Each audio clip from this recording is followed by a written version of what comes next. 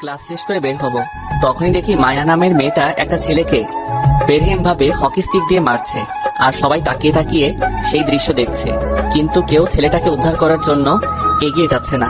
কি যুগ আসলো রে বাবা, মেয়ে ছেলেকে হকি দিয়ে পিটাচ্ছে। এই কুত্তার বাচ্চা, তুই আমার বান্ধবীকে কোন সাহসে প্রপোজ করেছিস? তুই কি জানিস না এই কলেজে মায়া নামক কোন কাল নাগিনী বসবাস করে? তা জানা সত্ত্বেও তুই কোন সাহসে রিমিকে প্রপোজ করেছিস? মায়া, আমার ভুল হয়ে গেছে, প্লিজ প্লিজ আমায় ক্ষমা করে দাও এবারের মতো। হারামির বাচ্চা, তুই আমার নাম মুখে নিলি কোন সাহসে? বলে উদুল কেলানি শুরু করে। আজ তোকে একদম জমের বাড়ি পাঠিয়ে দেবো। ছেলেটাকে মারতে মারতে আত্মরা করে ফেলে। সবার মতন আমিও হাঁ করে মেয়েটার কার্যকলাপ দেখছি। তাছাড়া কি আর করার আছে আমার? একে তো কলেজে নতুন, তার উপরে কলেজের কে কেমন সেসব তো কিছুই জানি না। আর মেয়েটাকে যেহেতু কেউ আটকাতে সাহস পাচ্ছে না, তাহলে মেয়েটা বড় কোনো কিছু হবে। হয়তো তার বাবা খুব প্রভাবশালী, ছেলেটাকে মেরে আধমরা করে মাটিতে ফেলে রেখেছে। ছেলেটার জন্য খুব মায়া হচ্ছে, কিন্তু কি করব, আমিও যে নিরুপায়, তাই চুপ করে দাঁড়িয়ে রইলাম।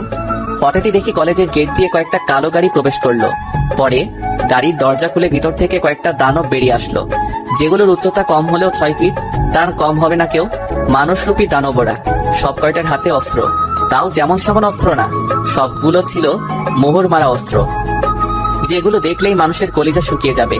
এই অস্ত্রের একটা বুলেট দিয়ে আকপিস করে দাঁড় করিয়ে দিয়ে বম হলেও 2টা মানুষ মারা যাবে। ওদের দেখে সবাই দৌড়ে কলেজ ক্যাম্পাসে ঢুকে গেল। আমি ঠাই সেখানেই দাঁড়িয়ে আছি। ম্যাম, আপনার কোনো সমস্যা হয়নি তো? না, আমার কোনো সমস্যা হয়নি, আমি ঠিক আছি। আচ্ছা ম্যাম, আপনি গাড়িতে বসুন, বাকি এখানের বিষয়টা আমি দেখছি। মেয়েটাকে সবাই প্রোটেক্ট করে গাড়িতে বসালো। তার সবচাইতে দানব মার্কা বডিগার্ড যেটা ছিল, সে এসে সজোরে চিৎকার করে বলতে লাগলো, সবাই কান খুলে শুনে রাখো, এই কলেজে যদি কারো হুকুমত চলে সেটা মায়া ম্যামের। মায়া ম্যামের উপরে যদি কেউ উঠতে চাও, তাহলে হাতের এই মেশিনটা দেখেছিস, এটা সব কটা বুলেট পেটে পুড়ে দেবো। আর এই ছেলে এখানেই পড়ে থাকবে, কেউ তাকে সাহায্য করবে না। তারপর গাড়ি স্টার্ট করে চলে গেল। অবাক চোখে তাকিয়ে আছি তাদের চলে যাওয়ার দিকে। এটাই ভেবে পাই না, মানুষ পাওয়ারের এত অপব্যবহার কি করে করে। ছেলেটার জন্য খুব মায়া হচ্ছিল। দৌড়ে ছেলেটার কাছে গিয়ে ওকে মাটি থেকে তুললাম। মায়ার বডিগার্ড বারণ করে গেছে ছেলেটাকে কেউ সাহায্য না করতে, কিন্তু আমি তো করবই। সবাই ভয়ে চুপসে আছে। আমি ছেলেটাকে সাহায্য করছি দেখে সবাই চোখ বড় বড় করে আমার দিকে তাকিয়ে আছে। হুট করে একজন বলে উঠলো, এই ছেলে, তোর কি জানেন না নাই নাকি রে? মায়ের বডিগার্ড যদি জানতে পারে যে সে বারণ করা সত্ত্বেও তুই তাকে সাহায্য করেছিস, তাহলে তোর মৃত্যু নিশ্চিত। আরে ভাই, ভয় আপনারা পেলে পেতে পারেন, কিন্তু আমি পাই না। ওরা আমায় মারবে তো ওকে, আমিও রেডি মার খাওয়ার জন্য, কিন্তু তবুও অসহায়ের সাপোর্ট নিব। এই ছেলে, তুই মনে হয় কলেজে নতুন? হ্যাঁ তো। এই জন্যই তো এত করে ওরা ভাব গায়। কিছুদিন থাক কলেজে, তারপর জেনে যাবি মায়াকে আর তার পাওয়ার কতটুকু। ভাই হাসালেন। দুনিয়ায় তাহলে এখন পাওয়ারের খেলা চলে। হাই রে দুনিয়া। আর ভাই, আপনি আমাকে নিয়ে টেনশন করতে হবে না, আমারটা আমি দেখে নিব। ভাই, তোর কলিজা আছে, বলতে হবে। মুচকি একটা হাসি দিয়ে আমি আমার কাজে ব্যস্ত হয়ে পড়লাম। ছেলেটাকে হাত ধরে উঠিয়ে নিয়ে গিয়ে সিএনজিতে তুললাম। ছেলেটার অবস্থা বেশি একটা ভালো না, নাক মুখ দিয়ে অনবরত ব্লিডিং হচ্ছে। সিএনজি নিয়ে সোজা হসপিটাল নিতে নিতে সে জ্ঞান হারিয়ে ফেলে। রাত বাজে 10টা, আমি এখনো ছেলেটাকে নিয়ে হসপিটাল। 11টার দিকে ছেলেটার জ্ঞান ফিরে আসে। তার আশেপাশে কেউ নাই। নার্স আমায় ডেকে বলল তার জ্ঞান ফিরেছে। আমি কেবিনের বাহিরে ছিলাম। কেবিনে গিয়ে দেখি আসলেই তার জ্ঞান ফিরেছে। সে আমায় দেখতে পেয়ে অবাক চোখে তাকিয়েছে আমার দিকে। ভাই, জানি না তুই কে আর তুই কেনই বা আমার বাঁচিয়েছিস, তবে এটা বলবো তুই আমার জীবন বাঁচানোর জন্য দেবতা হয়ে এসেছিস। আরে ভাই, কি বলছো এসব? আমার কর্তব্যবোধ থেকে আমি তোমায় বাঁচিয়েছি। তুই যেটাই বলিস না কেন, তবে সত্যি এটাই সে আমাকে বাঁচানোর জন্য কোথা থেকে পাঠিয়েছে। আজ তো এটা দেখলে হয়তো সেখানে আমি মরে পড়ে থাকতাম, কেউ আমায় বাঁচানোর জন্য এগিয়ে আসতো না। আর তার থেকে বড় কথা, তুই এখনো হসপিটালে আমার জন্যই পড়ে আছিস। কে ভাই তুই, আর কোথায় থাকিস? তোকে তো আগে কোনোদিন আমাদের কলেজে দেখিনি। আমি আকাশ মাহমুদ। এই শহরে আমি নতুন। তোমাদের কলেজেও আজ আমার প্রথম দিন। আর থাকি কোথায় সেটা এখনো নিশ্চিত করে বলতে পারবো না, তবে রাতে গিয়ে বাসা খুঁজবো। পেয়ে গেলে তোমায় উত্তর দিয়ে দিব আমি কোথায় থাকি। বাইরের শহরে নতুন, তোকে হয়তো কেউ বাসা দেবে না, তবে তোর চিন্তার কোনো কারণ নেই। আমি আছি তোর পাশে। তুই আজ থেকে আমার ঘরে থাকবি, থাকা খাওয়া নিয়ে কোনো টেনশন নেই তোর। আরে ভাই কি বলেন, আমি বাসা খুঁজে নিব, তোমার শুধু শুধু টেনশন করতে হবে না। ভাই মনে আঘাত দিস না, তুই আমার জন্য যা করেছিস বললাম তো সেটা কেউ করতো না, প্লিজ তুই না করিস না। আচ্ছা ভাই, তোমার বাসাতেই থাকবো। খুবই খুশি হলাম রে। আচ্ছা তুই কোন ইয়ারে অ্যাডমিশন নিয়েছিস? আমি অনার্স 2য় বর্ষে অ্যাডমিশন নিয়েছি। আরে কি বলিস, তাহলে তো তুই আমার ক্লাসমেট। হ্যাঁ। তাহলে তুই আমার সাথে ফর্মালিটিস কেন দেখাচ্ছিস, তুই করে বল। আচ্ছা ঠিক আছে, কিন্তু তোর নামটাই তো জানা হলো না, তোর নাম কি রে? আমার নাম প্রান্ত। তোর বাসায় কে কে আছে রে? আর আগে কোথায় থাকতি? বাসায় কেউ নেই, আর আগে কোথায় থাকতাম বলতে একটা বাসা ছিল আমার, কিন্তু সেটা সমস্যার কারণে ছেড়ে দিয়ে চলে আসছি। আচ্ছা তুই চাপ নিস না, তোর বাসায় আমি আছি, যখন যা লাগে আপন ভাই হিসেবে আমি বলবি। আর এখন ডক্টরের সাথে কথা বলে চল বাসায় চলে যাবো। আরে প্রান্ত কি বলছিস তুই? তোর শরীর ভালো না, তোর হসপিটালে থাকা উচিত, কিন্তু তুই বাড়ি যেতে চাইছিস কেন? দোস্ত, বাসায় মা আর ছোট বোনটা একারে, আজ সারাদিন হয়তো অনেক খোঁজ করেছে আমার, এখন না গেলে খুব টেনশন করবে রে। কি আর করা, প্রান্তর জন্য ডাক্তারের সাথে কথা বলতে হলো, পরে ওকে নিয়ে ওর বাসায় চলে গেলাম। বাসায় যাওয়ার সাথে সাথে তো প্রান্তর মা সে কি কান্না। আরে মা কান্না করছো কেন? দেখো আমার কিছুই হয়নি, শুধু একটু অ্যাক্সিডেন্ট করেছি। প্রান্ত ওর বাসায় মিথ্যা বলেছে, তবে কারণটা আমি জানি। সে হয়তো বাসায় টেনশন দিতে চায় না, সে তার মায়ের সাথে আমার পরিচয় করিয়ে দিল। মা আজ থেকে আকাশ আমাদের পাশে থাকবে, এই ছেলে না থাকলে আজ তোমার ছেলে হয়তো মরেই যেত। আর তাছাড়া ওরও থাকার জায়গা নেই, শহরে এসছে লেখাপড়া করার জন্য। আজ প্রথম দিন ক্লাস করে বাসা খোঁজ করার কথা ছিল, কিন্তু সে সারাটা সময় আমার সাথে না খাইয়ে হসপিটালে কাটিয়েছে। বাবা তোমায় কি বলে যে ধন্যবাদ দিব তা আমার জানা নাই, তবে আজ থেকে এই বাসায় তুমি আমার ছেলের মতোই থাকবে। ওনার কথা শুনে ভিতরটা খুশিতে ভরে গেল। নিজের মা নাই, কিন্তু অন্য একটা মায়ের মতন মানুষকে পেয়ে গেলাম। প্রান্তর মা খাবার দাবারের ব্যবস্থা করলো, দুজনে মিলে খেয়ে নিলাম। প্রান্তর মা ওকে খাইয়ে দিচ্ছে, এটা দেখে নিজের জন্মদাত্রী মাকে খুব মিস করতে লাগলাম। চোখ মুখ পুরো কালো হয়ে গেল, এটা হয়তো প্রান্তর মা বুঝে নিয়েছে। বাবা আমি কিন্তু কিছুটা আন্দাজ করতে পারছি, তোমায় আগেই বলেছি তুমি আমার বাসায় আমার ছেলের মতোই থাকবে। হ্যাঁ করো, আমি তোমায় খাইয়ে দিচ্ছি। উনি আমায় খাইয়ে দিচ্ছে, চোখের জল যেন ঝর্ণার মতন বয়ে পড়বে এখন, তাও নিজেকে কন্ট্রোল করে নিলাম। খাওয়া দাওয়া শেষে আমাকে একটা রুম ঠিক করে দিল। বাবা আজ থেকে তুমি এখানেই থাকবে। রুমে এসে নিজের ব্যাগটা রেখে বিছানায় গা এলিয়ে দিয়েছি। সকালবেলা ঘুম থেকে উঠে নামাজ পড়ে নিলাম, পরে রেডি হচ্ছি কলেজের জন্য। তখনই প্রান্তর আম্মু এসে বলল, আকাশ নিচে নাস্তা লাগিয়েছি, যাওয়ার আগে খেয়ে যাবে কিন্তু। আচ্ছা আন্টি। নাস্তা করে আমি কলেজে চলে আসলাম। প্রান্ত কলেজে আসেনি, আর আসবেই বা কি করে? মায়া গতকাল তার কি হাল করেছে। আমি কলেজের গেট দিয়ে ঢুকতে ধরবো, তখনই দেখি কলেজের ক্যাম্পাসে মায়ার বডিগার্ড সহ আরো প্রায় শতাধিক চেলাপেলা বসে আছে, আর মায়া টেবিলের উপরে পা তুলে বসে আছে। আমি তাদের দেখেও না দেখার ভান করে কলেজে প্রবেশ করতে ধরলাম, কারণ ওদের দিয়ে আমাকে কাজ কি? আমি এসেছি পড়াশোনা করতে, সেটাই করব আমি। হঠাৎই মায়ের বডিগার্ড আমায় ডাক দিল। এই ছোকরা এদিকে আয়। হ্যাঁ বলেন। কাল আমি শাসিয়ে দেওয়ার পরে নাকি তুই সেই ছোকরাটাকে সাহায্য করেছিস? হ্যাঁ করেছি, কারণ আমি আমার কর্তব্য পালন করেছি। তুই কি জানিস তুই কার কথা মান্য করেছিস? এই শহরের নাম করা অনেক আলিফ সাহেবের মেয়ের কথা মান্য করেছিস তুই। এর জন্য তোর সাজা হচ্ছে মৃত্যু। কি বললি তুই? তুই আমায় মারবি? খুব হাসি পাচ্ছে আমার। তুই কিন্তু আরো একটা বেয়াদবি করলি, তোকে এমন দর্দনাক মৃত্যু দেব তোর শরীরের অস্তিত্ব সহ কেউ খুঁজে পাবে না। আরে যা তো, যা পারিস কর। মেরে ফেলবি আমায়?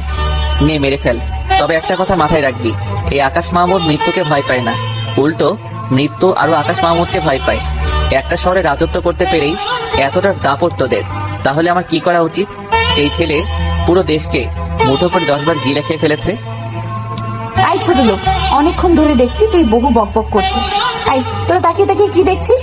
মার এই ছোট লোককে, ওকে মেরে ওর লাশ সহ নদীতে ফেলে দিয়ে আসবি। খুব বড় বড় কথা বলছে দেখছি এই ছোট লোকটা।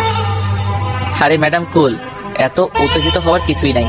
আমি আগেই বলেছি যে আমি মৃত্যুকে ভয় পাই না, সো মেরে দিয়ে আমার লাশ গঙ্গায় ভাসিয়ে দিয়ে আসেন। কি? তোর তোর এত বড় সাহস, তুই আমার মুখের উপরে কথা বলিস? দাঁড়া, তোর হাড়গোড় প্যাকেট করছি। আই মার তোরা সব কয়টা মিলে ওকে। মায়ের কথা অনুযায়ী হুট করে কেউ একজন এসে আমার শরীরের মধ্যে পিছন থেকে লাঠি দিয়ে আঘাত করে। আমায় মেরে উল্টো তার লাঠি ভেঙে গেছে। ভাবছি আবার নিজের রূপে ফিরে যাব কিনা। যদি নিজের রূপে ফিরে যাই তাহলে তো আজ এই কলেজ ক্যাম্পাসে কয়েক শতাধিক ক্লাস করবে। ভিতরে জানোয়ারটা জেগে উঠল। এখন যদি ওদের কিছু না বলি তাহলে ওরা আমায় মারতে মারতে আধমরা করে ফেলবে। তার থেকে ভালো আমি ক্যাম্পাস থেকে শ্মশান বানিয়ে দেই। दुनिया इस बात पे चलती है, या तो मारो या तो खुद मर जाओ, लेकिन मैं तो मरने वालों में से नहीं हूँ, क्योंकि बाप हमेशा बाकी होता है। ভিতরে শয়তানটা রক্ত খাওয়ার জন্য তৈরি হয়ে গেছে। 2 পা পিছনে গিয়ে মায়ের আসল বডিগার্ডের ঘাট ধরে মট করে ঘুরিয়ে ফেললাম। ব্যাস, কাম তামাম। সে ঘাড় মোটকে মাটির উপরে পড়ে আছে। পুরো ক্যাম্পাস আর মায়ের লোকেরা আমার দিকে হা করে চোখ বড় বড় করে তাকিয়ে আছে। কি হলো এটা? কারোর যেন কিছুই মাথায় ঢুকছে না। কি রে ছোট লোক, তুই এটা কি করলি? তখনই হেড স্যার ঘটনাস্থলের দিকে আসে। এই, এখানে কি চলছে মায়া? কাল না তোমায় বারণ করেছি এসব গুন্ডাদের কলেজে আনবে না। তুমি তো দেখছি আমার কথা শুনবে না। একে তো ওদের নিয়ে এসেছো, দ্বিতীয়ত আবার মারামারিও করছো। স্যার অতিরিক্ত বলে ফেলছেন কিন্তু। দেখছেন না এই ছেলে আমার বডিগার্ডকে মেরে মাটিতে শুইয়ে রেখেছে। মাথা কিন্তু বিগড়ে আছে স্যার। প্লিজ আপনি চলে যান আর আমাকে আমার কাজ করতে দিন। আরে ম্যাম, কি বলছেন এসব? আমি কখন আপনার বডিগার্ডকে মারলাম? সে তো আমার হাত লেগে এমনটা হয়ে গেছে। স্যার প্লিজ আপনি আমাকে বাঁচান। আমি সত্যি ওনার বডিগার্ডকে মারিনি। অনিচ্ছা সত্ত্বেও আমার হাত ওনার ঘাড়ে লেগেছে আর উনি মাটিতে লুটিয়ে পড়েছেন। মায়া, তুমি তোমার গার্ড নিয়ে কলেজ থেকে চলে যাও আর কলেজে আমাদের শান্তিতে ক্লাস করাতে দাও। না, আমি যাব না। আমি এই ছোট লোককে মেরে এই কলেজ থেকে যাব। মায়া, ভুলে যেও না আমি তোমার প্রিন্সিপাল। আমার কথা যদি না শুনে এখন, তাহলে তোমার কলেজ থেকে বরখাস্ত করে বের করে দিব। পরে যা হবে দেখা যাবে। হয়তো আমায় মেরে ফেলবে তোমার লোকেরা, সেসব নিয়ে আমার আপত্তি নাই। কিন্তু এটা মনে রাখো, পুরো কলেজের সামনে তোমার লজ্জা পেয়ে কলেজ ছাড়তে হবে। সেটাতে কিন্তু তোমার সম্মান হানি হবে। আরে স্যার, এই ছেলে আমার সাথে বেয়াদবি করেছে, আমার লোকের গায়ে হাত তুলেছে, আর আপনি তার পক্ষই নিচ্ছেন। মায়া, আমি জানি এই ছেলে কিছুই করেনি, কারণ তোমরা সংখ্যায় অনেক আর সে একা। তার থেকে বড় কথা, তোমার ছোটখাটো বিষয়ে গায়ে লাগে বেশি, সেটা আমি জানি। সো এখন এদেরকে কলেজ থেকে চলে যেতে বলো। কলেজে কোনো মারামারি আমি চাই না। যা করার তোমরা বাহিরে গিয়ে করো, সেটা তোমাদের ব্যাপার, কিন্তু কলেজে না। স্যার কাজটা ভালো করলেন না। বাবার জন্য আপনাকে সম্মান দিতে হয় আমাকে, না হয় কিন্তু এখনই দাফন দিয়ে দিতাম আপনাকে। তাই তোরা সব কয়টা কলেজের গেটে গিয়ে অপেক্ষা কর। শুয়োরটাকে আজ কলেজের বাইরে নিয়ে গিয়ে মারবো, তারপর দেখবো ওকে কে বাঁচায়। মায়ের কথায় সবাই চলে গেল। আমিও ক্লাসে ঢুকে পড়লাম। যাক, আল্লাহ বাঁচিয়েছে। এসেছি নিজেকে মানুষ করতে, কিন্তু সেখানেও অমানুষের দেখা। শুধু দেখাই না, জালেমের মতন অত্যাচার করে তারা পুরো কলেজে। কি করব ভেবে পাচ্ছি না। এসবের মাঝে থাকলে যে নিজেকে মানুষ বানাতে পারবো না। আজ যদি স্যারের আসতে আরেকটু দেরি হতো তাহলে হয়তো শ্মশান বানিয়ে ফেলতাম কলেজ ক্যাম্পাসটাকে। আল্লাহর কাছে হাজারো শুকরিয়া আদায় করলাম। তবে কলেজ শেষ হলে হয়তো কোনো একটা ঝামেলা হবে, সেটা নিয়ে একটু টেনশন লাগছে। ধুর, এখন এসব ভেবে লাভ নেই। ক্লাসে মন দেই। দুশ্মনরা আকাশ মাহমুদকে নিয়ে ভাবে, আকাশ মাহমুদ কাউকে নিয়ে ভাবে না। ক্লাসে বসে আছি, স্যার লেকচার দিচ্ছে। চুপচাপ ওনার লেকচার শুনলাম। স্যার যেতেই হাজার জনের হাজারটা প্রশ্ন করতে লাগলো। এই ছেলে, তুমি কি সত্যি মায়ের বডিগার্ডকে মেরেছো? আমাদের না, কারোরই বিশ্বাস হচ্ছে না। চোখগুলো এখনো পনেরো লাগছে সেই সিচুয়েশনের কথা মনে পড়লে। ভাই দেখো, আমি কাউকে মারি নাই। অনিচ্ছা সত্ত্বেও এমনটা হয়ে গেছে। আর আমি কোনো বীর পুরুষ নই যে একা এতগুলো মানুষের সামনে একজনকে মেরে মাটিতে শুয়ে দিব। আমার কি জানেন মায়া দয়া নেই? হ্যাঁ, আমরা তো তাই বলি যে ছেলেটার কি জানের মর্যাদা নাই। তাহলে তুমি ইচ্ছা করে এমনটা করোনি? না, আমি ইচ্ছা করে এমনটা করিনি। আমার মুখ থেকে না জনক উত্তর শুনে সবাই চুপসে গেল। ধুর, যাক চুপসে, তাতে আমার কি? নিজের প্রচারণা করার জন্য কলেজে আসিনি, এসেছি পড়তে, আর আমি সেটাতেই ফোকাস করব। তবে সবাই বারবার আমাকে এটা কেন জিজ্ঞেস করছে তা আমি জানি, কারণ সবাই চায় মায়ের মুখের উপরে কেউ জবাব দিক। কিন্তু নিরাশ হয় সবাই আমার কথায়। আমি এটাই বুঝি না, ছোট ছোট কীট পতঙ্গগুলো শয়তানকে বশে আনতে চায়। তারা এটা জানে না, যেদিন শয়তানের মাথা হাঁটবে সেদিন শয়তান পুরো দুনিয়াকে এক পাশে রেখে সে অপর পাশ থেকে সবার বিপক্ষে একাই কানামাছি খেলবে। সেদিন রক্তের বন্যা কেউ আর ঠেকাতে পারবে না। সে যত বড়ই শয়তান হোক না কেন, গডফাদারকে বক্সে বন্দি করা এতটা সহজ না। এসব নিয়ে ভাবছিলাম, তখনই অন্য স্যার ক্লাসে আসলো। ক্লাসে মন দিলাম। ক্লাস শেষ করে বের হয়ে দেখি কলেজের গেটের সামনে হায়নাগুলো আমার জন্য অপেক্ষা করছে। আমি অন্য এক ক্লাসমেটের সাহায্য নিয়ে অন্য রাস্তা দিয়ে পালিয়ে চলে এলাম। বাসায় এসে দেখি প্রান্ত আমার জন্য গেটের সামনে অপেক্ষা করছে। সে আমাকে দেখতে পেয়ে, কিরে, আজ দেখে তুই মায়ের বডিগার্ডকে মেরে কাজ করে দিয়েছিস? আরে না বেটা, সেসব কিছুই হয়নি। বেফাস ভাবে আমার হাত লেগে এমনটা হয়ে গেছে। ও আচ্ছা আচ্ছা, দেখি তোর হাতটা একটু দেখাতো আমাকে। হাত দেখে কি করবি? আরে এমনি দেখবো, হাতটা দেখা তুই। হাতটা প্রান্তর দিকে এগিয়ে দিলাম। আরে আকাশ, তুই আমায় কি শেখাবি? তুই কি এটা জানিস আমি মানুষের হাত পড়তে পারি? কি বলছিস তুই উল্টা পাল্টা? আরে কিছু না, চল বাসায় গিয়ে ফ্রেশ হয়ে খেয়ে নে। প্রান্তর কথার আগামাতা কিছুই বুঝতে পারলাম না। কি সব পাগলের মতন কথা বলছে সে। প্রান্তর সাথে বাসায় ঢুকে গেলাম। খেয়ে দিয়ে নিজের রুমে শুয়ে আছি। হঠাৎই আগের কথাগুলো মনে পড়লো। আমি আকাশ কি ছিলাম আর এখন কি অবস্থায় আছি। তবে জানি না নিজেকে এই বেশে কতদিন ধরে রাখতে পারবো। এটা নিয়েই খালি মনের মধ্যে ভয় হয়, কখন না জানি আমার আবার আগের রূপে ফিরে যেতে হয়।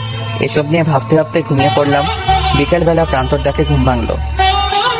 আরে তুই এত সময় পড়ে পড়ে কিসের এরকম ঘুমাচ্ছিস? হ্যাঁ, বিকেল যে হয়েছে, তোর কি সেই খবর আছে?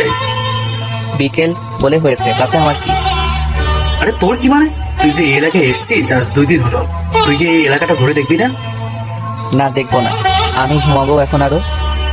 না, এখন আর ঘুমানো চলবে না। চল 2 ভাই মিলে এলাকার সীমানা থেকে একটু ঘুরে আসি। কি আর করা, প্রান্তর জন্য বিছানা ছেড়ে উঠতে হলো। পরে দুজনে মিলে এলাকা দেখতে বের হলাম।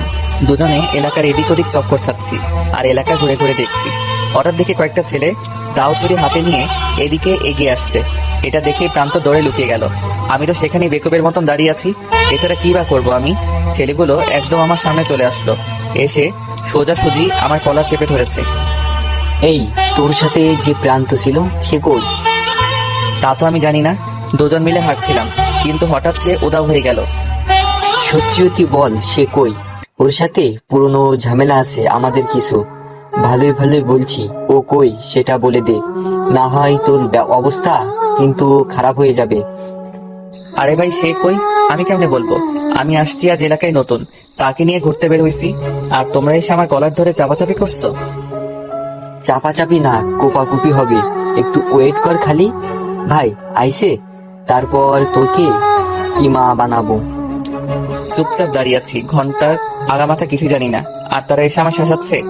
আবার কাকে জানি ফোনও দিচ্ছে। জি ভাই, মালটাকে পাইনি, তবে তার সাথে আরেকজন ছিল, তাকে পেয়েছি।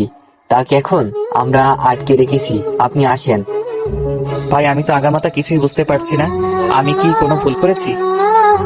না, তুই ভুল করিসনি, তবে ভুল মানুষের সাথে হেঁটেছিস, তার জন্য তোর সাজা হবে আজকে। এখন চুপচাপ দাঁড়িয়ে থাক, দিমাগ গরম করিস না। তাদের কথা মতন চুপচাপ দাঁড়িয়ে রইলাম। একটু পর একটা BM-CEJ এর কার এসে সামনে দাঁড়ালো। কে এসে দেখতেও পাচ্ছি না। তার ছেলে পেলে আমায় ঘিরে রেখেছে। মালটা কোথায়? বস, মালটা ওই যে।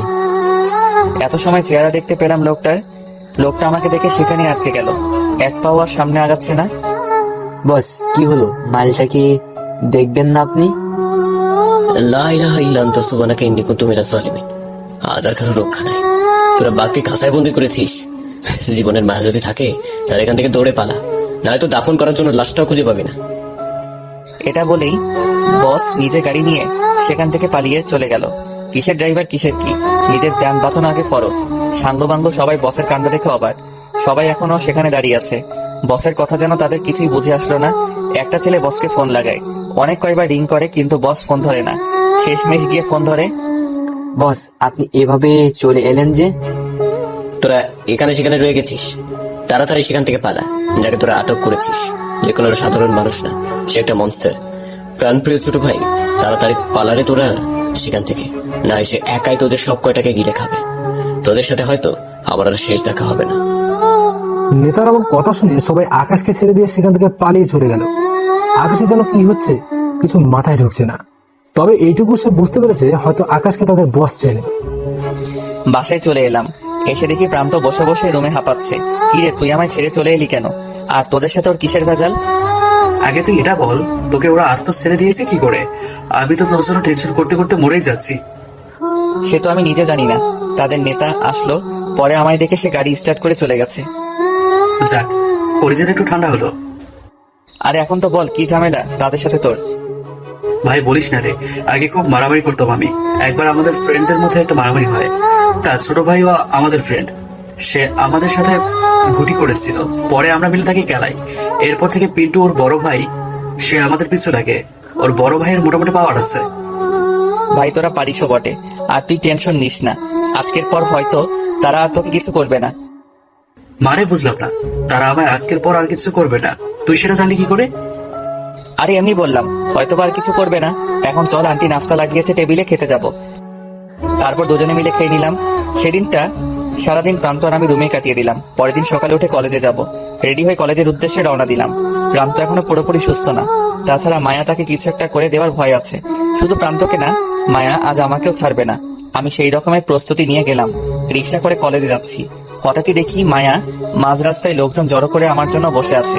আমি তাদের সামনে যেতেই তারা আমায় রিক্সা থেকে টেনে নামিয়ে ফেললো আর মারতে আরম্ভ করলো। মায়া আমার কাছে এসে কয়েকটা থাপ্পড় লাগিয়ে দিল গালে। এই আমি চললাম, বেটাকে কোনো মতেই তোরা ছাড়বি না, আধ মরা করে ফেলবি একদম। এটা বলে মায়া চলে যায় সেখান থেকে। ভিতরে ভিতরে খুব ভয় হচ্ছে। আল্লাহ না জানি আজ ওদের কি হয়। নিজেকে নিয়ে ভয় নাই, কিন্তু যারা আমায় মারতে এসেছে তাদের নিয়ে ভয় হচ্ছে। আমি যদি একবার আমার রূপ নিয়ে নেই, তাহলে কারোর বাপের সাধ্য নাই আমাকে আটকানোর। মনে মনে খোদার কাছে দোয়া করতে লাগলাম, আল্লাহ তুমি আমার হাত থেকে ওদেরকে রক্ষা করো। তখনই কোথা থেকে জানি কয়েক শতাধিক ছেলে পেলে চলে আসে গাড়ি করে। তাদের সবার মুখে কাপড় বাঁধা, কারো চেহারে দেখা যাচ্ছে না। এসেই মায়ের লোকদেরকে ইচ্ছে মতন মারতে শুরু করে। মারতে মারতে রক্তের নহর বানিয়ে ফেলেছে সেখানে। আর আমি তাদের কাণ্ড দেখে থ হয়ে তাকিয়ে আছি তাদের দিকে। কে এরা? মায়ের লোকজন মারকে সবাই মাটির সাথে গড়াগড়ি করছে। কে এরা আর কেনই বা এমন করে মারছে মায়ের লোকেদের? আবার আমায় চারপাশ থেকে প্রোটেক্ট করে রেখেছে। হাজারটা প্রশ্ন মাথার মধ্যে ঘুরপাক খাচ্ছে। তখনই দেখি গতকালে সেই পিন্টু গাড়ি থেকে নামছে, যারা প্রান্তকে মারতে এসেছিল। ও এতক্ষণে বুঝতে পারলাম এরা কার ছেলে পেলে।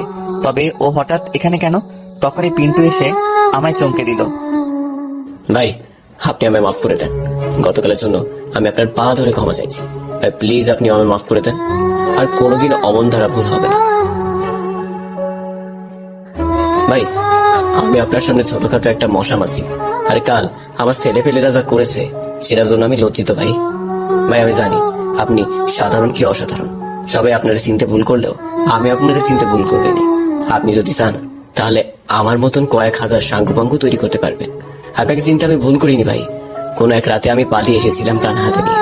সেই রাতে কিছু সংখ্যক ছেলে নিয়ে কয়েক শতাধিক ছেলে পেলেকে চিরতরে নিদ্রায় পাঠিয়ে দিয়েছিলাম। আপনি সেই ভয়ঙ্কর মনস্টার। সেদিন রক্ত স্রোতে আপনার চেহারা ভালো করে দেখতে পারিনি, তবে আপনার আগুনের মতন জলজল করা চোখগুলো আমি দেখেছিলাম। চুপচাপ সবকিছু ভুলে যা। আর আমি কে সেটা যখন জেনেই গেছিস, তাহলে মুখে তালা লাগিয়ে ফেল। আর তোরা মায়ের লোককে মারলি কেন? মায়ের বাবাকে সেটা কি তোরা জানিস না? ওর বাবার কানে যদি এসব খবর যায়, তাহলে তুই পিন্টুকে তো জীবিত কবর দিয়ে দিবে। ভাই আপনি কি, সেটা আমার মুখ থেকে কেউ জানতে পারবে না। তার মায়ের বাবা যত বড় নেতা হোক না কেন, আপনি তার বাপেরও বাপ। আপনার গায়ে হাত দিবে এমন বুকের পাটা কারণ নাই এই শহরে। এই শহরে কেন, পুরো দেশে একটা মানুষ পাওয়া যাবে না। আর হ্যাঁ, আমি জানি মায়ের বাবা অনেক পাওয়ারফুল মানুষ, তবে আপনি থাকতে মায়ের বাবা আমাদের একটা লোমও বাঁকা করতে পারবে না। আর তাছাড়া আমরা তো মুখ ঢেকে এসেছি, কেউ আমাদের চিনতেও পারবে না।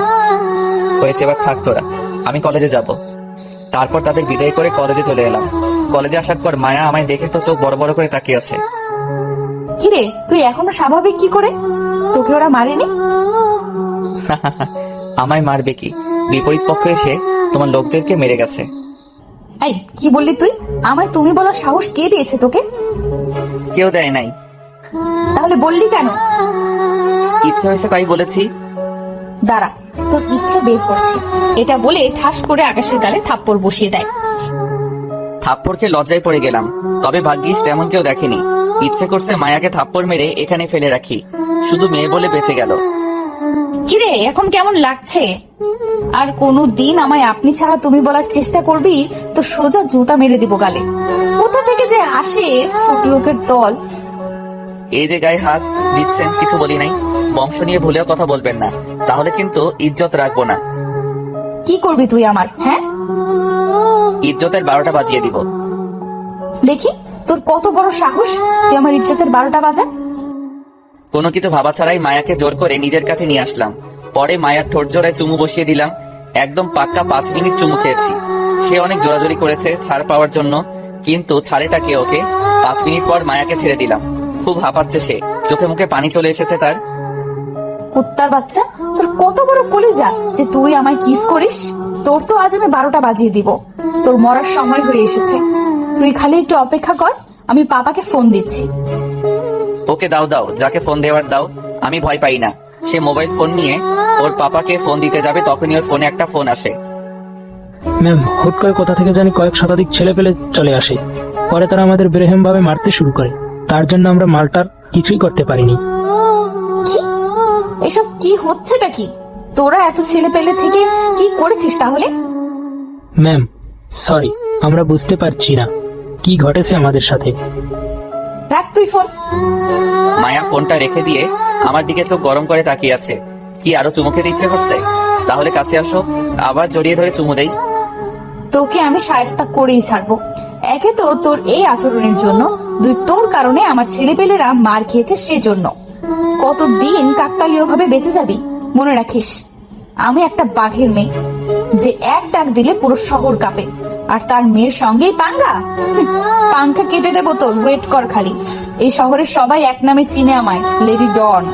তুই সেই লেডি ডনের সাথে বেয়াদবি করেছিস, এটার ফল তুই পেয়ে যাবি। তারপর হরহরিয়ে আকাশের সামনে থেকে চলে গেল। মায়ের কথা শুনে খুব জোরে হাসি পাচ্ছিল, কিন্তু সাইলেন্ট ছিলাম, কারণ না হয় আরো রেগে যাবে মহারানী। শালার পাওয়ার রে, কি আর বলবো। সে একটা বাঘের মেয়ে, তার বাবা বাঘ, আর আমি এলাকার পোষা কুত্তা।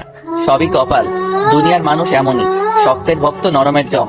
শালার এখন যদি নিজের রূপটা ধারণ করি না, তাহলে তোর বাবা এসে আমার জুতা পরিষ্কার করার জন্য সিরিয়াল ধরবে, আর তার মেয়ে হয়ে এসে পার্ট নেয় আমার সামনে। যাক বাপ, আর কিছুই বলবো না।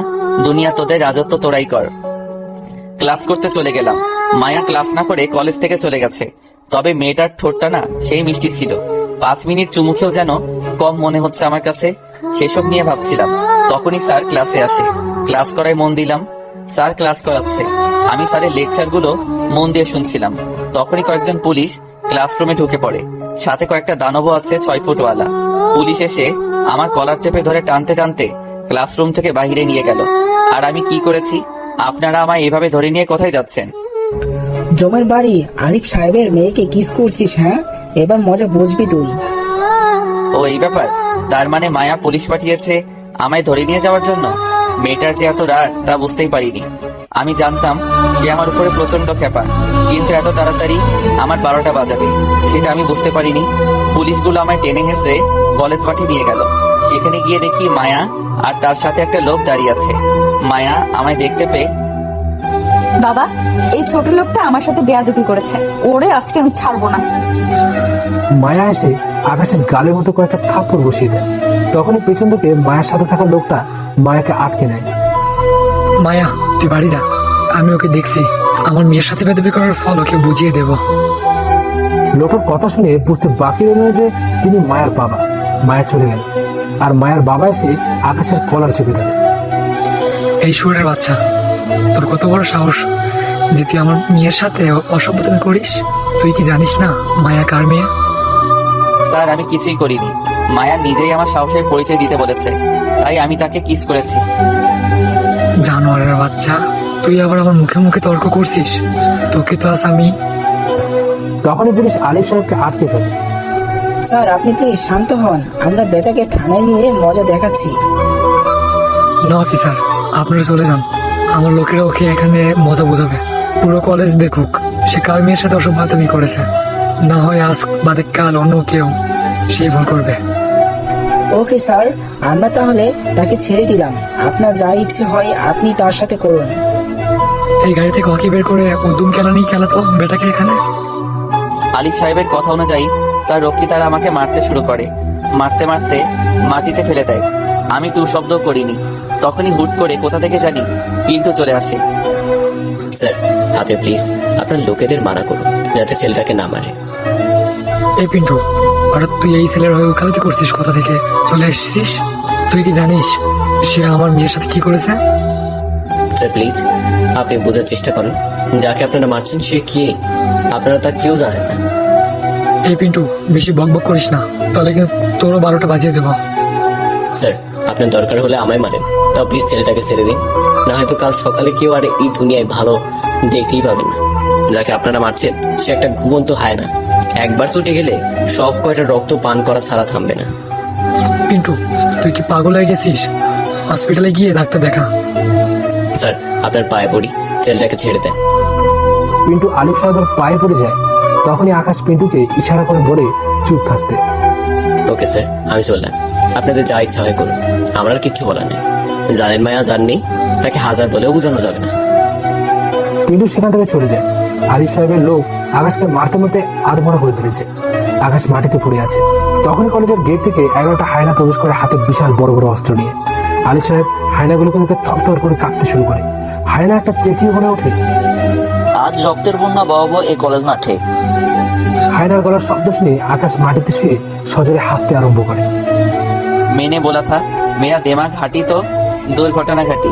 এখন কার বাপের সাধ্য আছে দেখি, পারলে তোরা আমার রক্ত খাওয়া থেকে আটকা। মাটি থেকে উঠে দাঁড়ালাম, কিন্তু নিজের শরীরের ব্যালেন্স রাখতে পারছি না, ঢুলে পড়ে যাচ্ছিলাম বারবার। তখনই হায়নার দল এসে আমায় ধরে ফেলে। ভাই, আপনি ঠিক আছেন তো? আপনার এই অবস্থা যে করেছে তাদের তো আর শ্মশান ঘাট পর্যন্ত এগিয়ে দিয়ে আসবো। হ্যাঁ, আমি ঠিক আছি, আর তোদের কিছু করতে হবে না, ওদের আমি দেখছি।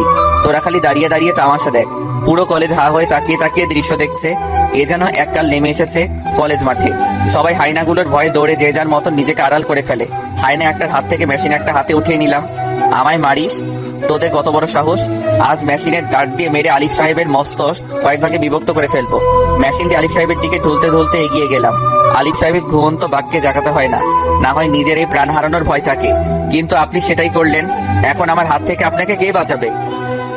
এই ছেলে, তুই কাকে কি খুব বলছিস? তুই জানিস না আমি কে, আমার কত পাওয়ার? আমি চাইলে তোকে এখানে মেরে পুঁতে ফেলতে পারি। আলিফ সাহেব, আপনার কথা শুনে প্রচুর হাসি পাচ্ছে। আপনি যা বললেন তা কখনোই পারবেন না, কারণ এই যে দেখছেন হায়নাগুলো এক একটা রক্তচোষা হায়না। একটা হায়না যদি আপনার বিপক্ষে দাঁড়িয়ে যায়, তাহলে 3 অক্ষরের আলিফ নামের মতন আপনাকেও মেরে 3টা খণ্ডে বিভক্ত করে ফেলবে। এই তোরা তাকিয়ে তাকিয়ে কি দেখছিস? ছোকরাটারে সব কয়টারে মেরে কুমায় পাঠিয়ে দে। বদমাইশটা অনেক কথা বলেছে, আমিও দেখতে চাই ওর কত বড় স্পর্ধা। সে আমায় হুমকি দেয়। মায়ের খেয়েও মেজাজটা শান্ত করে রেখেছিলাম, কিন্তু এবার মনে হচ্ছে সব কয়টায় 12টা বাজাতেই হবে। মেশিনের ডাটটা উল্টো ঘুরিয়ে আলিফ সাহেবের মাথায় বাড়ি দিতে ধরলাম। তখনই ধপাস করে উল্টো আমি মাটিতে পড়ে গেলাম। এমন সময় চিফ মিনিস্টারের গাড়ি কলেজের গেট দিয়ে প্রবেশ করে। আলিফ সাহেব চিফ মিনিস্টারকে দেখে স্যালুট দিয়ে দাঁড়িয়ে পড়ে। চিফ মিনিস্টার তার সালামের উত্তর না নিয়ে সোজা আলিফ সাহেবের কলারের মধ্যে ধরে ফেলে। এই জানোয়ার, তুই কার গায়ে হাত দিয়েছিস? তুই জানিস এই ছেলে যদি কিছু হয় তাহলে কবরের তলে গিয়ে লুকাতেও শান্তি পাবি না। সেখান থেকে তুলে আবার হত্যা করবে তোকে। শুধু তোকে না, সাথে আমাকে উপরের টিকিট ধরিয়ে দেবে।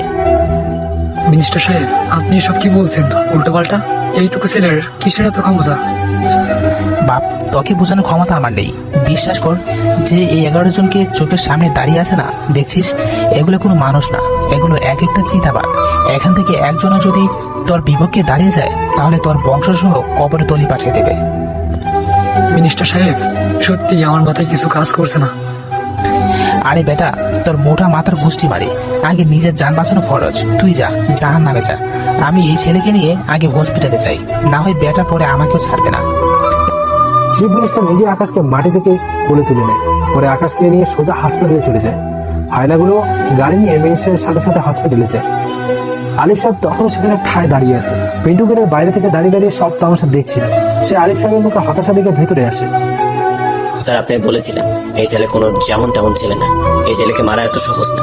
আর যদি কেউ ভুলে মেরেও দেয়, তাহলে তাকে যে কবরস্থানে দাফন করবে সেই কবরস্থানের সব মুর্দারা কবর থেকে উঠে পালাবে। এই ছেলে এমন এক খাতারনাক ভাইরাস। স্যার, এখন আমি চললাম। আর যাওয়ার আগে একটা কথা বলেছে, কয়েকজন হুজুরকে মোটা অঙ্কের টাকা দিয়ে আগ থেকে খবর দিয়ে রাখেন, যেন তারা আপনার জানাজা পড়ায়। না হয় এমন বেরকম ভাবে আপনাকে মারবে যে হুজুররা আপনার লাশ দেখার পর কেউ জানাজা পড়ানো তো দূরের কথা, আপনার লাশের কাছে মশামাছি পর্যন্ত ভয় পেয়ে যাবে না। এই পিন্টু, তুই কি আমাকে হুমকি দিচ্ছিস? না স্যার, আপনার সতর্ক করছি, কারণ এই চিতাবাঘটাকে আহার করতে আমি নিজ চোখে দেখেছি। এবার চললাম স্যার। পিন্টু সেখান থেকে চলে আসে। আলিফ সাহেবের মাথায় এখনো ঢুকছে না যে কে এই ছেলে, আর কিসের এত পাওয়ার এই ছেলে যে মিনিস্টার পর্যন্ত মরণের ভয় ছুটে এসেছে।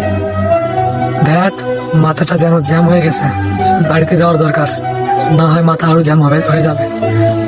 পরে তিনি বাসায় চলে যায়। অন্যদিকে আকাশকে হসপিটালে অ্যাডমিট করানো হয়। প্রান্ত বাসার মানুষ খবর পেয়ে তাড়াতাড়ি দৌড়ে হসপিটালে আসে। এসে দেখে চিফ মিনিস্টার আকাশের পাশে বসে আছে। প্রান্তর পরিবার চিফ মিনিস্টারকে দেখে থতমত খেয়ে যায়। প্রান্ত ডাক্তারকে জিজ্ঞেস করে, আকাশ এখন কেমন আছে? আপনার ওর ট্রিটমেন্ট করছেন তো ভালো করে? ইনশাআল্লাহ মোটামুটি ভালো, তোমাদের চিন্তার কোনো কারণ নেই। চিফ মিনিস্টার নিজে তদারকি করে নিয়ে এসেছে, সেখানে ভালো করে ট্রিটমেন্ট হবে না মানি। যাক, তাহলে আকাশ ঠিক আছে?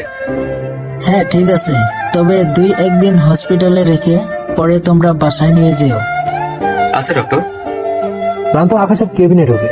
তখনই চিফ মিনিস্টার তাদেরকে বলে, এই ছেলে তোমাদের বাড়িতে উঠছে মনে হয়। হ্যাঁ স্যার, সে আমাদের বাসাতেই থাকে। আচ্ছা ঠিক আছে, তবে তোমার কিন্তু ওর ভালোভাবে খেয়াল রাখো, ওর জন্য কোনো কিছুর কমতি না হয়। টাকা পয়সা দরকার হলে আমাকে ফোন দেবে। এই যে ধরো আমার কার্ড, যে কোনো দরকার পড়লেই আমাকে স্মরণ করিও। আচ্ছা স্যার, তবে একটা জিনিস মাথায় কাজ করছে না, কে আকাশ? আর চিফ মিনিস্টার কেন ওকে নিয়ে হসপিটালে আসলো? মাথা তো কিছুই খেলছে না।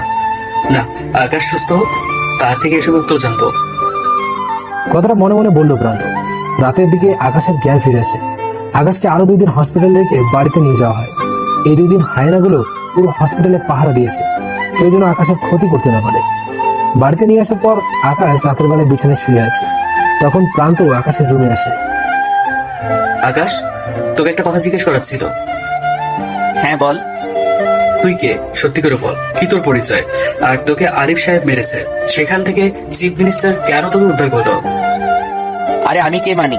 আমি কি সব আবল তাবল বকছিস? হ্যাঁ, সত্যিটা জানতে চাই আকাশ। আমি আকাশ মাহমুদ, আর চিফ মিনিস্টার কেন আমায় উদ্ধার করেছে তা আমি জানি না। আমি সাধারণ একটা মানুষ। ভাই, তুই আমি ধাঁধা পড়াবি? আমি জানি তোর এই পরিচয়টা নকল। তোর লোকানো একটা পরিচয় আছে, না হয় এত বড় কর্মকর্তা তোকে বাঁচতে আসতো না। আমি গলায় জোর দিয়ে বলতে পারবো তুই আকাশ মাহমুদ না। তুই যখন মোটামুটি শিওর হয়ে গিয়েছিস আমি আকাশ মাহমুদ না, আমার আরো একটা পরিচয় আছে, তাহলে এত বকবক করছিস কেন? ভাই বল না প্লিজ। আমি কে সেটা এখন বলবো না, সেটা সময়ে আপনি জেনে যাবি। এখন প্লিজ এসব নিয়ে আর কথা তুলিস না। আচ্ছা ঠিক আছে। এভাবে 4-5 দিন কাটে। এখন আকাশ মোটামুটি সুস্থ কলেজে যাওয়ার জন্য, কিন্তু এতদিন কলেজে যায়নি। আকাশ সুস্থ হওয়ার পর দুজনে একসাথে কলেজে যাওয়ার জন্য রওনা হলো। কলেজে পৌঁছে দেখে ক্লাস শুরু হতে আরো সময় বাকি আছে, তাই দুজনে বসে বসে ক্লাসরুমের বাইরে আড্ডা দিচ্ছিল। সবাই আকাশের দিকে ঘুরে ঘুরে তাকাচ্ছে বারবার। কলেজের সবার মনে একটাই প্রশ্ন, কে এই ছিল? তবে কেউ সাহস করে জিজ্ঞেসও করতে পারছে না। পোশাক আশাক দেখে তো মনে হচ্ছে উচ্চ বংশের মনে হয় কেউ, কিন্তু ছেলেটাকে বাঁচানোর জন্য চিফ মিনিস্টার নিজে কলেজে চলে এসেছে। এবার হুট করে দানব কয়েকটা কলেজে ঢুকে পড়ে। ক্লাস শুরু হয়। আকাশ প্রান্ত দুজনে ক্লাসে বসে বসে লেকচার শুনছে, তবে আকাশের ক্লাসের দিকে কোনো মন নেই। এসেছিলাম খারাপ পরিবেশ ছেড়ে ভালো কিছু করতে, কিন্তু এই শহরের পরিবেশটা যে আরো দূষিত তা কখনো জানতামই না। না, মায়ের বাবা যদি আর বাড়াবাড়ি না করে তাহলে আমিও সব ভুলে যাব, কিন্তু আবার যদি কিছু করার ট্রাই করে তাহলে সত্যি এবার দাফন কাফনের ব্যবস্থা আমি নিজেই করব। আলিফ সাহেব তো ঠান করে রেখেছে যে এই ছেলেকে সে কোনো মতেই ছাড়বে না। তার জন্য চিফ মিনিস্টার ও কলার ধরে রেখেছে। এই ছেলেকে তো ছেড়ে দেওয়ার প্রশ্নই আসে না। আজ কলেজের বাইরে আমি আমার সমস্ত ছেলে পেলে নিয়ে দাঁড়িয়ে থাকবো, আর ওই বদমাইশটার 12টা বাজাবো। ঠিক ঠিক, তিনি তাই করেন। তেনার সমস্ত ছেলেপেলে নিয়ে দাঁড়িয়ে থাকেন। আকাশ আর প্রান্ত ক্লাস শেষ করে বের হয়। তখনই তারা দেখতে পায় কলেজের বাইরে অনেক ছেলেপেলে। এত ছেলেপেলে যে কলেজের বাইরে কোনো দৃশ্য দেখা যাচ্ছে না। মায়াও এসেছে। ওকে আলিফ সাহেব, আজ আমার খেল দেখতে পারবেন। আকাশ, এখন কি করবি রে? আলিফ সাহেব তো পুরো দলবল নিয়ে চলে এসছে। তুই নিজেকে সেভ কর, আমি আমারটা দেখছি। প্রান্ত ক্লাসরুমের ভেতরে ঢুকে পড়ে আবার, আর আকাশ সামনের দিকে এগিয়ে যায়। এই বদমাইশ, এবার পালাবি কোথায়? দেখ আমার কত ছেলে পেলে, সব কয়টা মিলে আজ তোর 12টা বাজাবে। আরে আলিফ সাহেব, আমি পালাইতে আসি নাই, তোদের উল্টো ধাওয়া করতে আসছি। আজ তোরা সব কয়টা চামচিকা এক জায়গায় আটকে গেছিস। এই তোরা মার সব কয়টা গিয়ে, আজ ওকে এমন মারবি যেন সোজা মৃত্যুর দরজায় চলে যায় সে। আলিফ সাহেবের কথা অনুযায়ী ছেলেপেলেগুলো আকাশকে মারতে আসে। তখনই সেই 11টা হায়না এসে কোথা থেকে জানি সব কয়টার উপর ঝাঁপিয়ে পড়ে। এমনভাবে লাশ পড়েছে মাটির উপরে যেন গণনা করেও শেষ করা যাবে না। আরিফ সাহেব ভরপুর ছেলে নিয়ে এসেছে। সে বাকিদের অর্ডার করে আকাশকে মারার জন্য, কিন্তু সে তখনই পেছনে ফিরে দেখতে পায় যে তার পেছনে কেউ নেই। সব কয়টা মাটির উপর রক্তাক্ত অবস্থায় পড়ে আছে, আর বিশাল একটা হায়নার দল আরিফ সাহেবের দিকে আক্রমণাত্মক দৃষ্টিতে তাকিয়ে আছে। এরা দেখে তার পায়ের নিচ থেকে যেন মাটি সরে গেল। এই যে মিস্টার আলী, মারবি না আমায়? খুব তো বড় বড় কথা বলছিলি যে আমায় মারবি, তোর অনেক পাওয়ার। দেখি এবার দেখা দেখি তোর পাওয়ার। আমিও দেখতে চাই তুই কত বড় খেলোয়াড়। কে তুমি? আমি তোর বাপ। তুই না আমার মারতে হাজারখানিক ছেলে পেলে নিয়ে এসেছিস, আর তুই না এই শহরের নাম করা নেতা। তো এবার মেরে দেখা। আকাশের কথা শুনে আরিফ সাহেবের বুক ধরপর করে কাঁপতে শুরু করে। তারপরে হায়নাগুলো আলিফ সাহেবের দিকে রক্ত চোষার মতো তাকিয়ে আছে। আকাশ একবার বলা মাত্রই আলিফ সাহেব যেন হায়নাগুলো টুকরো টুকরো করে ফেলবে। প্লিজ, আমার ভুল হয়ে গেছে, আমায় তুমি ক্ষমা করে দাও। তোর কোনো ক্ষমা নাই। ধর নে পিস্তল। পিস্তলটা আলিফ সাহেবের দিকে ছুড়ে মারলাম। এটা দিয়ে আমায় গুলি করে মেরে ফেল, না হয় তুই আজ এখান থেকে জীবিত যাইতে পারবি না। সম্মান দিতে চেয়েছিলাম অনেকবার, কিন্তু তুই সেটা ঠুকরে দিয়েছিস। এবার তোকে আমার হাত থেকে কে বাঁচাবে? মায়া আকাশের দিকে অসহায়ভাবে তাকিয়ে আছে। চোখের ভাষায় মায়া তার বাবাকে ক্ষমা করে দিতে বলছে। আই ছেলে, প্লিজ আমার বাবাকে ক্ষমা করে দাও, ওনাকে কিছু করিও না। কেন? এখন কেন? অনেক তো বড় বড় কথা বলেছিলি যে আমি ছোট লোক, আমায় মেরে তোমায় পাঠিয়ে দিবি, কিন্তু এখন এসব থার্ড ক্লাস মার্কা থামকি কোথায় গেল? প্লিজ, আমাদের ভুল হয়ে গেছে, এবারের মতো মাফ করে দাও। তুমি কি সেটা আমরা না জেনে তোমার সাথে বাজে ব্যবহার করেছি। প্লিজ আকাশ, আমাদের মাফ করে দাও। মেয়েটার কথা শুনে কেমন যেন নিজের ভিতরে এক ধরনের খারাপ লাগা কাজ করতে লাগলো। আচ্ছা যাও, ছেড়ে দিলাম তোমার বাবাকে। নেক্সট টাইম পাওয়ারের অপব্যবহার করতে বারণ করিও, আর তুমি নিজেও একটু কম করিও পাওয়ারের অপব্যবহার। না, আর কোনোদিন পাওয়ারের অপব্যবহার করব না আমি। ওকে, আমি চললাম। বাবা, তুমি কে? তোমার পরিচয়টাতে বলে যাও। বেশি কিছু বলবো না আমার সম্পর্কে, তবে এটুকু ধরে রাখেন, আমি কোমায় চলে যাওয়া এক হায়না। যেদিন আমি নিজের রূপে চলে আসবো সেদিন না অনেক মানুষের চোখের ঘুম হারাম হয়ে যাবে। তো এবার চললাম। আকাশ এসব বলে চলে গেল। হায়নাগুলো নিজের মতো চলে গেছে, কিন্তু আলিফ সাহেব এখনো থরথর করে কাঁপছে সেই জায়গায়।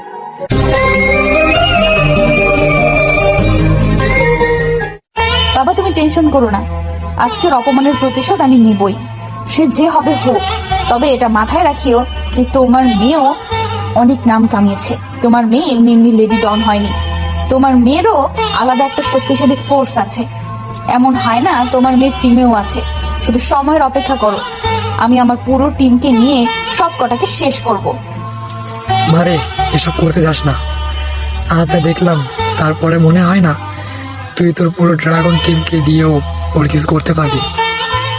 বাবা, তুমি ভালো করেই জানো আমার রাগ সম্পর্কে। সে আমায় আর তোমায় অপমান করে গেছে, তার রক্ত না চুষে আমি শান্ত হব না। হয়েছে, এখন বাড়ি চল, পরেরটা পরে দেখা যাবে। তারপর তিনারা বাড়ি চলে যায়। এদিকে পুরো কলেজ যেন আকাশের দিকে হা করে তাকিয়ে আছে। কারোর মাথায় ঢুকছে না যে কে এই ছেলে, আর কি তার পরিচয়। যেই ছেলে এই শহরের নাম করা নেতা আলিফ সাহেবের চোখের ঘুম হারাম করে ফেলতে পারে, সবার মাথা যেন হ্যাং করে আছে। এই প্রান্ত, চল বাসায়। দোস্ত, তোকে দেখে আমার সত্যি ভয় করছে। কে তুই, প্লিজ বলবি? আর তোর এত পাওয়ার যে তুই আরিফ সাহেবকে পর্যন্ত ছাড়ি না, প্লিজ বল না কে তুই। প্রান্ত, এখনো সময় আসেনি আমার পরিচয় জানার। আমি বললাম তো, সময় আসলে তুই নিজেই জেনে যাবি। আচ্ছা, তা ঠিক আছে, কিন্তু তোর ওই দানবগুলো আমাদের কিছু করবে না তো আবার? তুই কি পাগল নাকি? ওরা তোদের কেন কিছু করতে যাবে? এমনি বললাম। দেখো, আমি কখনো খারাপকে সাপোর্ট করি না, সবসময় ভালোর সাপোর্টেই থাকি। সো টেনশন মুক্ত থাকো। তবে যে আমার সাথে আঙুল বাঁকা করবে তাকে আমি কবর থেকে তুলে মারবো। সে মরে গেলেও তার লাশকে কুপিয়ে টুকরো টুকরো করবো। ভাইরে ভাই, তুই কোন লেভেলের মাল সেটা আমার অনেকটাই বুঝে এসে গেছে। আসলে মানুষের উপরটা দেখে কখনো বিবেচনা করা যায় না যে মানুষটা কেমন। তোর লেকচার অনেক হয়েছে, এবার ঘরে চল। তারপর দুজনে ঘরে চলে আসলাম। ঘরে এসে খেয়ে দিয়ে রেস্ট করে বিকালের দিকে প্রান্তকে নিয়ে হাঁটতে বের হয়েছি। প্রান্ত এমন ভাবে রাস্তার মধ্যে বুক ফুলিয়ে হাঁটছে যেন মনে হয় সে কোনো বড় মাপের কর্মকর্তা। প্রান্ত, কি ব্যাপার? আজ খুব জোশে মনে হচ্ছে। পিন্টু কিন্তু এখনো তোর উপরে খ্যাপা। সে যদি তোকে এই অবস্থায় রাস্তার মধ্যে পায় তাহলে তো তোর 12টা বাজিয়ে দিবে। আরে ধুর বেটা, ওসব পিটু খাওয়ার সময় নেই আমার এখন। ওসবকে আমি এখন গুনিও না। পিন্টু হুট করে কোথা থেকে জানি চলে আসে। ওই যে দেখ পিন্টু, এবার তোকে কিমা বানাবে। দোস্ত প্লিজ তুই আমাকে বাঁচা। কিরে, তোর বীরত্ব এখন কোথায় গেল? তুই না বলে কাউকে গুনিস না? আরে বেটা, সেটা তো তুই সাথে আসিস তাই বলেছি, কিন্তু এখন দেখ তার সাথে কত ছেড়ে পেলে। সে যদি সত্যি এসে আমাকে কিমা বানিয়ে দেয়। আরে পাগলা, টেনশন করিস না, আমি আছি তোর সাথে। পিন্টু এসে আমার সাথে দেখা করে। ভাই কেমন আছেন? আপনার শরীর ঠিক আছে তো? হ্যাঁ আমি ঠিক আছি, কিন্তু হঠাৎ আমার কাছে কি কারণে? না প্রান্তকে মারতে এসেছো? আরে না ভাই, কি যে বলেন আপনি। আমি এসেছি আপনার সাথে দেখা করতে। আর তাছাড়া প্রান্তর গায়ে কোনোদিনও আমি হাত দিব না। আমারও জানের ভয় আছে ভাই, আমি এত সহজে দুনিয়া ছাড়তে চাই না। হ্যাঁ তো বলো, কেন দেখা করতে এসেছো? ভাই আমি প্রান্তর কাছে মাপ চাইতে এসেছি। প্রান্ত আমার ভুল হয়ে গেছে। আমি যদি জানতাম তুমি সাথে করে কোন এক চিতাবাঘকে নিয়ে ঘুরে বেড়াচ্ছ, তাহলে কোনোদিনও তোমায় মারতে আসতাম না। হ্যাঁ এখন কেন? খুব তো দাবট দেখিয়েছিলেন, এখন কই গেল ওইসব দাবট? ভাই আমার ভুল হয়ে গেছে, আমি মাফ করে দাও। হ্যাঁ মনে রাখি, কিন্তু এরপর যদি আমার সাথে লাগতে আসেন তাহলে কিন্তু আকাশ আপনাদের কাউকে ছাড়বে না। না ভাই, মরে যাবো, তা ওসব কথা ভাববো না। আর আকাশ ভাই, আমি প্রথম দেখাতেই চিনে ফেলেছি আপনি কে। না হয়তো আজ আমি কবরের তলে থাকতাম। ভাই ধন্যবাদ, আমি মাফ করে দেওয়ার জন্য। হয়েছে হয়েছে, থাক আর ওসব লাগবে না। শুধু একটাই কথা বলি, পাওয়ার অপব্যবহার করো না কোনো সময়। না ভাই, আর কোনোদিনও করবো না। আর ভাই আপনার কোনো সমস্যা হলে আমায় জানাবেন প্লিজ। আপনার জন্য আমার জানও দিতে রাজি আমি। থাকটা আর লাগবে না, তবে যেটা বলেছি সেটা পালন করিও। এবার চললাম আমি। প্রান্তকে নিয়ে বাসায় চলে আসলাম। দিনটা প্রান্তর বাসার সবার সাথে হাসি খুশিতেই কাটলো। পরের দিন সকালবেলা কলেজে যাওয়ার জন্য প্রান্তর সাথে বের হয়েছি। কলেজের গেট দিয়ে ঢুকবো, তখন দেখি কলেজের সিনিয়র ভাইয়া আমায় মাথা নুইয়ে সালাম দিচ্ছে। কি হলো রে প্রান্ত, ওদের যারা কলেজে দাদাগিরি করতো তারা আজ আমায় সালাম দিচ্ছে? তুই কে আর তোর পাওয়ার কতটুকু সেটা সবাই জেনে গেছে। বাহ, পাওয়ারের এত মূল্য দুনিয়ায় যে একটু পাওয়ার দেখালেই দুনিয়া তার হাতের মুঠোয়। হ্যাঁ এটাই তো দুনিয়া নিয়ম। আচ্ছা চল কলেজের ভিতরে চল। কলেজের ভিতরে ঢুকতে ঢুকতে কম হলেও 100 জন সালাম দিয়েছে। কি হচ্ছেটা কি? সবাই এমন কেন শুরু করলো? আমি তো সম্মান চাইনি, আমি নর্মাল ভাবে থাকতে চেয়েছিলাম, কিন্তু সবাই যা শুরু করেছে কি আর বলবো। আকাশ তো এখনো জানে না যে শুধু সম্মান না, এই কলেজে সবার মুখে মুখে তার নাম ছড়িয়ে আছে। সবাই এটা মানতে শুরু করে দিয়েছে যে এই কলেজে কোনো একটা চিতাবাঘ হস্তক্ষেপ করেছে, কোনো এক ভয়ঙ্কর বাঘ এই কলেজে সবার সাথে চলাফেরা করছে। আকাশ ক্লাসরুমে ঢুকতেই সবাই আকাশ মাহমুদ বলে চেঁচিয়ে উঠল। আরে বাপরে, কি হলোটা কি? সবাই আমাকে অবাক করিয়ে দিয়ে এসে আমায় জড়িয়ে ধরলো। সবাই আমার সাথে বন্ধুত্ব করার জন্য উঠে পড়ে লেগেছে। পুরো কলেজ যেন আকাশ মাহমুদ নামে রোল পড়ে গেছে। মেয়ে নাই ছেলে নাই, আমাকে চিনে না। এই কলেজে এমন একটা মানুষও বাকি নাই। সবার কাছে যেন আমার নাম পৌঁছে গেছে। আমিও সবার সাথে মিশে গেলাম। একটু পর স্যার এসে ক্লাস করাতে শুরু করলো। আমি বসে বসে স্যারের লেকচার শুনছি। তখনই মায়া ক্লাসে আসে। সে স্যারের অনুমতি না নিয়ে ক্লাসে ঢুকে পড়ে। সবাই তো অবাক, তবে আমি কোনো অবাক হইনি, কারণ বড় লোকের দুলালিরা একটু পাওয়ার দেখাবে, এটাই স্বাভাবিক। তবে সে তার পরবর্তী কাজে আমায়ও অবাক করিয়ে দেওয়া থেকে বাকি রাখলো না। সে ক্লাসরুমে ঢুকে যা করলো তাতে তো আমার না, শুধু পুরো ক্লাসের সবারই হুঁশ উড়ে গেল। সে এসে সোজা আমার পাশে রিমা নামের এক মেয়ে বসা ছিল, তার ব্যাগ উঠিয়ে ফিক্কা মারে। এই রিমা, সর তুই, আমি আকাশের পাশে বসবো। আরে মায়া, আজিব তো, কি সমস্যা তোর? হ্যাঁ, তুই আমার ব্যাগে এভাবে ফিক্কা কেন মারলি? মেরেছি, বেশ করেছি। বেশি করলে তোকেও ফিক্কা মারবো। ভালো চাস তো জায়গা ছাড়, আমি ওর পাশে বসবো। মায়ার কাণ্ড দেখে তো পুরাই অবাক। আল্লাহ, কি করছে কি মেয়েটা? হঠাৎ তার মাথায় কোন ধরনের ভূত চেপে বসলো? না, আমি উঠবো না। আকাশ আমাদের খুব ভালো বন্ধু, তার সাথে আমি বসবো। আর তাছাড়া তুই তো বড় লোক বাপের দুলানি, তুই আজ ওর পাশে বসার জন্য লাফালাফি কেন করছিস? রিমা, বাড়াবাড়ি করিস না, আমি ওর পাশে বসবো তো বসবো। না, আমি সরবো না। তোর যা করার কর। আর শোন, একটা কথা মাথায় রাখিস, তোর বাবার এখন আর আমরা গায়ে মাখি না। তোর বাবার কতটুকু ক্ষমতা তা আমরা দেখে নিয়েছি।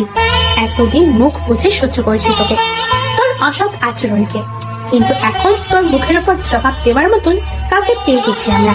সো একদম গলাবাজি করবি না। স্যার, আপনি রিমাকে আকাশের পাশ থেকে উঠতে বলেন, আমার কিন্তু চরম রাগ হচ্ছে।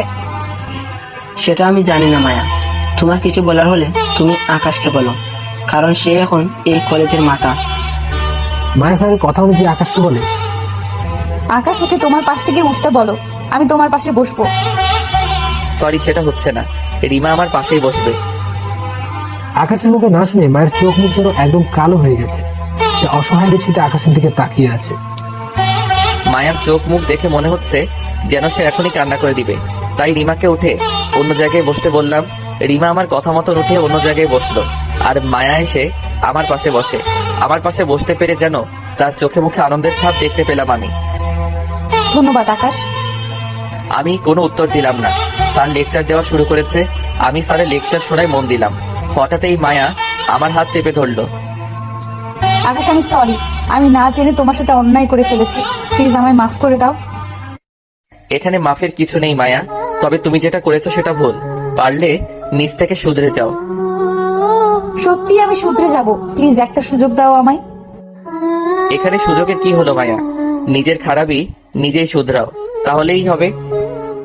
আকাশ, সেদিন না তুমি আমায় কিস করেছিলে, বিশ্বাস করো আমি তারপর থেকে কেমন যেন হয়ে গিয়েছি। আমি তোমাকে সেই অধিকারটা সারা জীবনের জন্য দিতে চাই। মায়া, কি সব বলছো উল্টাপাল্টা? আমার কোনো অধিকার দরকার নেই, একা আছি, ভালোই আছি। না, আমি তোমাকে চাই। বলে আকাশের হাত আরো শক্ত করে চেপে ধরল। প্লিজ আমায় ফিরিয়ে দিও না। মায়া, অতিরিক্ত হয়ে যাচ্ছে কিন্তু। এসব কিছু করবে জানলে কখনোই তোমাকে আমার পাশে বসতে দিতাম না। আকাশ প্লিজ, একটা বার তুমি আমায় সুযোগ দাও। দেখ, মেজাজটাই খারাপ হয়ে যাচ্ছে আমার। স্যার, আমি চললাম, আমার আর ক্লাস করতে ইচ্ছে করছে না। আকাশ স্যারকে বলে ক্লাস থেকে বের হয়ে আসলো। আকাশের পিছন পিছনে মায়াও বের হয়ে আসলো ক্লাস থেকে, তবে অনুমতি ছাড়া। আকাশ এসে কলেজ ক্যান্টিনে বসে আছে, মায়াও তার পিছু পিছু ক্যান্টিনে আসে। এই তুমি আমার পিছনে পিছনে এখানেও চলে এসেছো? আকাশ প্লিজ, একটু বোঝার চেষ্টা করো, আমি তোমায় ভালোবেসে ফেলেছি। হাসালে মায়া, কি আমার সাথে পেরে উঠতে না পেরে নতুন চাল চালছো? আকাশ বিশ্বাস করো, সত্যি তোমায় আমি ভালোবেসেছি। আমি তো তোমাকে ভালোবাসি না, আর তাছাড়া তোমাকে আমি কেন, কেউ তোমাকে ভালোবাসবে না। তোমার যে চাল চলন, তাতে ভালোবাসা তো দূরের কথা, সেসব নিয়েও কেউ ভাববে না। কিন্তু আকাশ, আমি তোমায় নিয়ে সেসব ভাবি, প্লিজ একটা সুযোগ দাও না, আমি সত্যি তোমার জন্য বদলে যাব। বদলে কি হবে? আমার মনে তো তোমাকে নিয়ে কোনো ভালোবাসা নেই। তার মানে কি তুমি আমায় ভুল শুধরাতে সুযোগ দিবে না? আমি তো সেসব কিছুই বলিনি মায়া। তাহলে একটা সুযোগ দাও না। আমি জানি না আমি তোমায় কিভাবে এতটা ভালোবেসে ফেলেছি, শুধু ভালো না, অনেক ভালোবেসে ফেলেছি। প্লিজ তোমার কাছে একটা সুযোগ ভিক্ষা চাই। মেয়েটার কথা শুনে মায়া লেগে গেল। আচ্ছা যাও, একটা সুযোগ দিলাম, তবে 2 মাস সময় তোমার হাতে। এই কয়দিনে তুমি আমায় পারলে নিজের করে নাও, পারলে আমার মনে ভালোবাসার সৃষ্টি করো, তাহলে তোমাকে নিয়ে আমি ভাববো। আচ্ছা ঠিক আছে, 2 মাসে তোমাকে আমি ভালোবাসা দিয়ে নিজের করে নেব। তবে হ্যাঁ, কোনো রকমের অন্যায় আচরণ বা জুলুম তুমি আমার উপরে করতে পারবে না। আচ্ছা ঠিক আছে, কোনো অন্যায় বা জুলুম আমি করব না, ভালোবাসা দিয়ে তোমায় আমি আদায় করে নেব। ওকে, তাহলে এখন থাকো, ক্লাস ছুটি হবে একটু পর। প্রান্ত বের হবে এখন, বাসায় যেতে হবে আমার। একটু পর ক্লাস ছুটি হলো, আমি আর প্রান্ত বাসায় চলে এলাম। তবে মনে মনে মায়ার কথা ভাবছিলাম, তাকে কি সুযোগ দিয়ে আমি নিজের বিপদ ডেকে আনছি? না, প্রান্তর সাথে এসব নিয়ে একটু আলোচনা করা দরকার। প্রান্ত, তোকে একটা কথা বলার ছিল। হ্যাঁ বল। মায়া আমায় ভালোবাসার অফার করেছে, তাকে আমি 2 মাস সময় দিয়েছি আমায় নিজের করে নিতে। তবে তাকে আমি ভালোবাসি না। আমি কি কাজটা ঠিক করলাম? আকাশ দেখ, যেহেতু জীবনে কাউকে না কাউকে আপন করতে হবে, তাহলে তাকে তুই সুযোগ দিয়ে ঠিক করেছিস। তবে আমার কেমন যেন খটকা লাগছে তাকে নিয়ে, হুট করে কেমন পরিবর্তন হয়ে গেল মেয়েটা। আমিও ঠিক সেটাই ভাবছি। আরে টেনশন নিস না, সে যদি কোনো খারাপ চিন্তা নিয়ে তোর সাথে এসবে জড়াতে চায়, তাহলে তোর কোনো ক্ষতি সে করতে পারবে না, কারণ তুই কোন বনের বাঘ সেটা সে জেনে গেছে। সে আমার ক্ষতি অবশ্য করতে পারবে না। আরে ছাড় তো সেসব কথা, এখন চল বাইরে থেকে ঘুরে আসি। প্রান্তকে নিয়ে বিকালের দিকে বাহিরে ঘুরতে আসলাম, তখনই ফোনে অচেনা নাম্বার থেকে একটা ফোন আসে। ফোনটা রিসিভ করতেই, ভাই, জাদুকর আপনার সাথে দেখা করার জন্য বাংলাদেশে আসতে যাচ্ছে।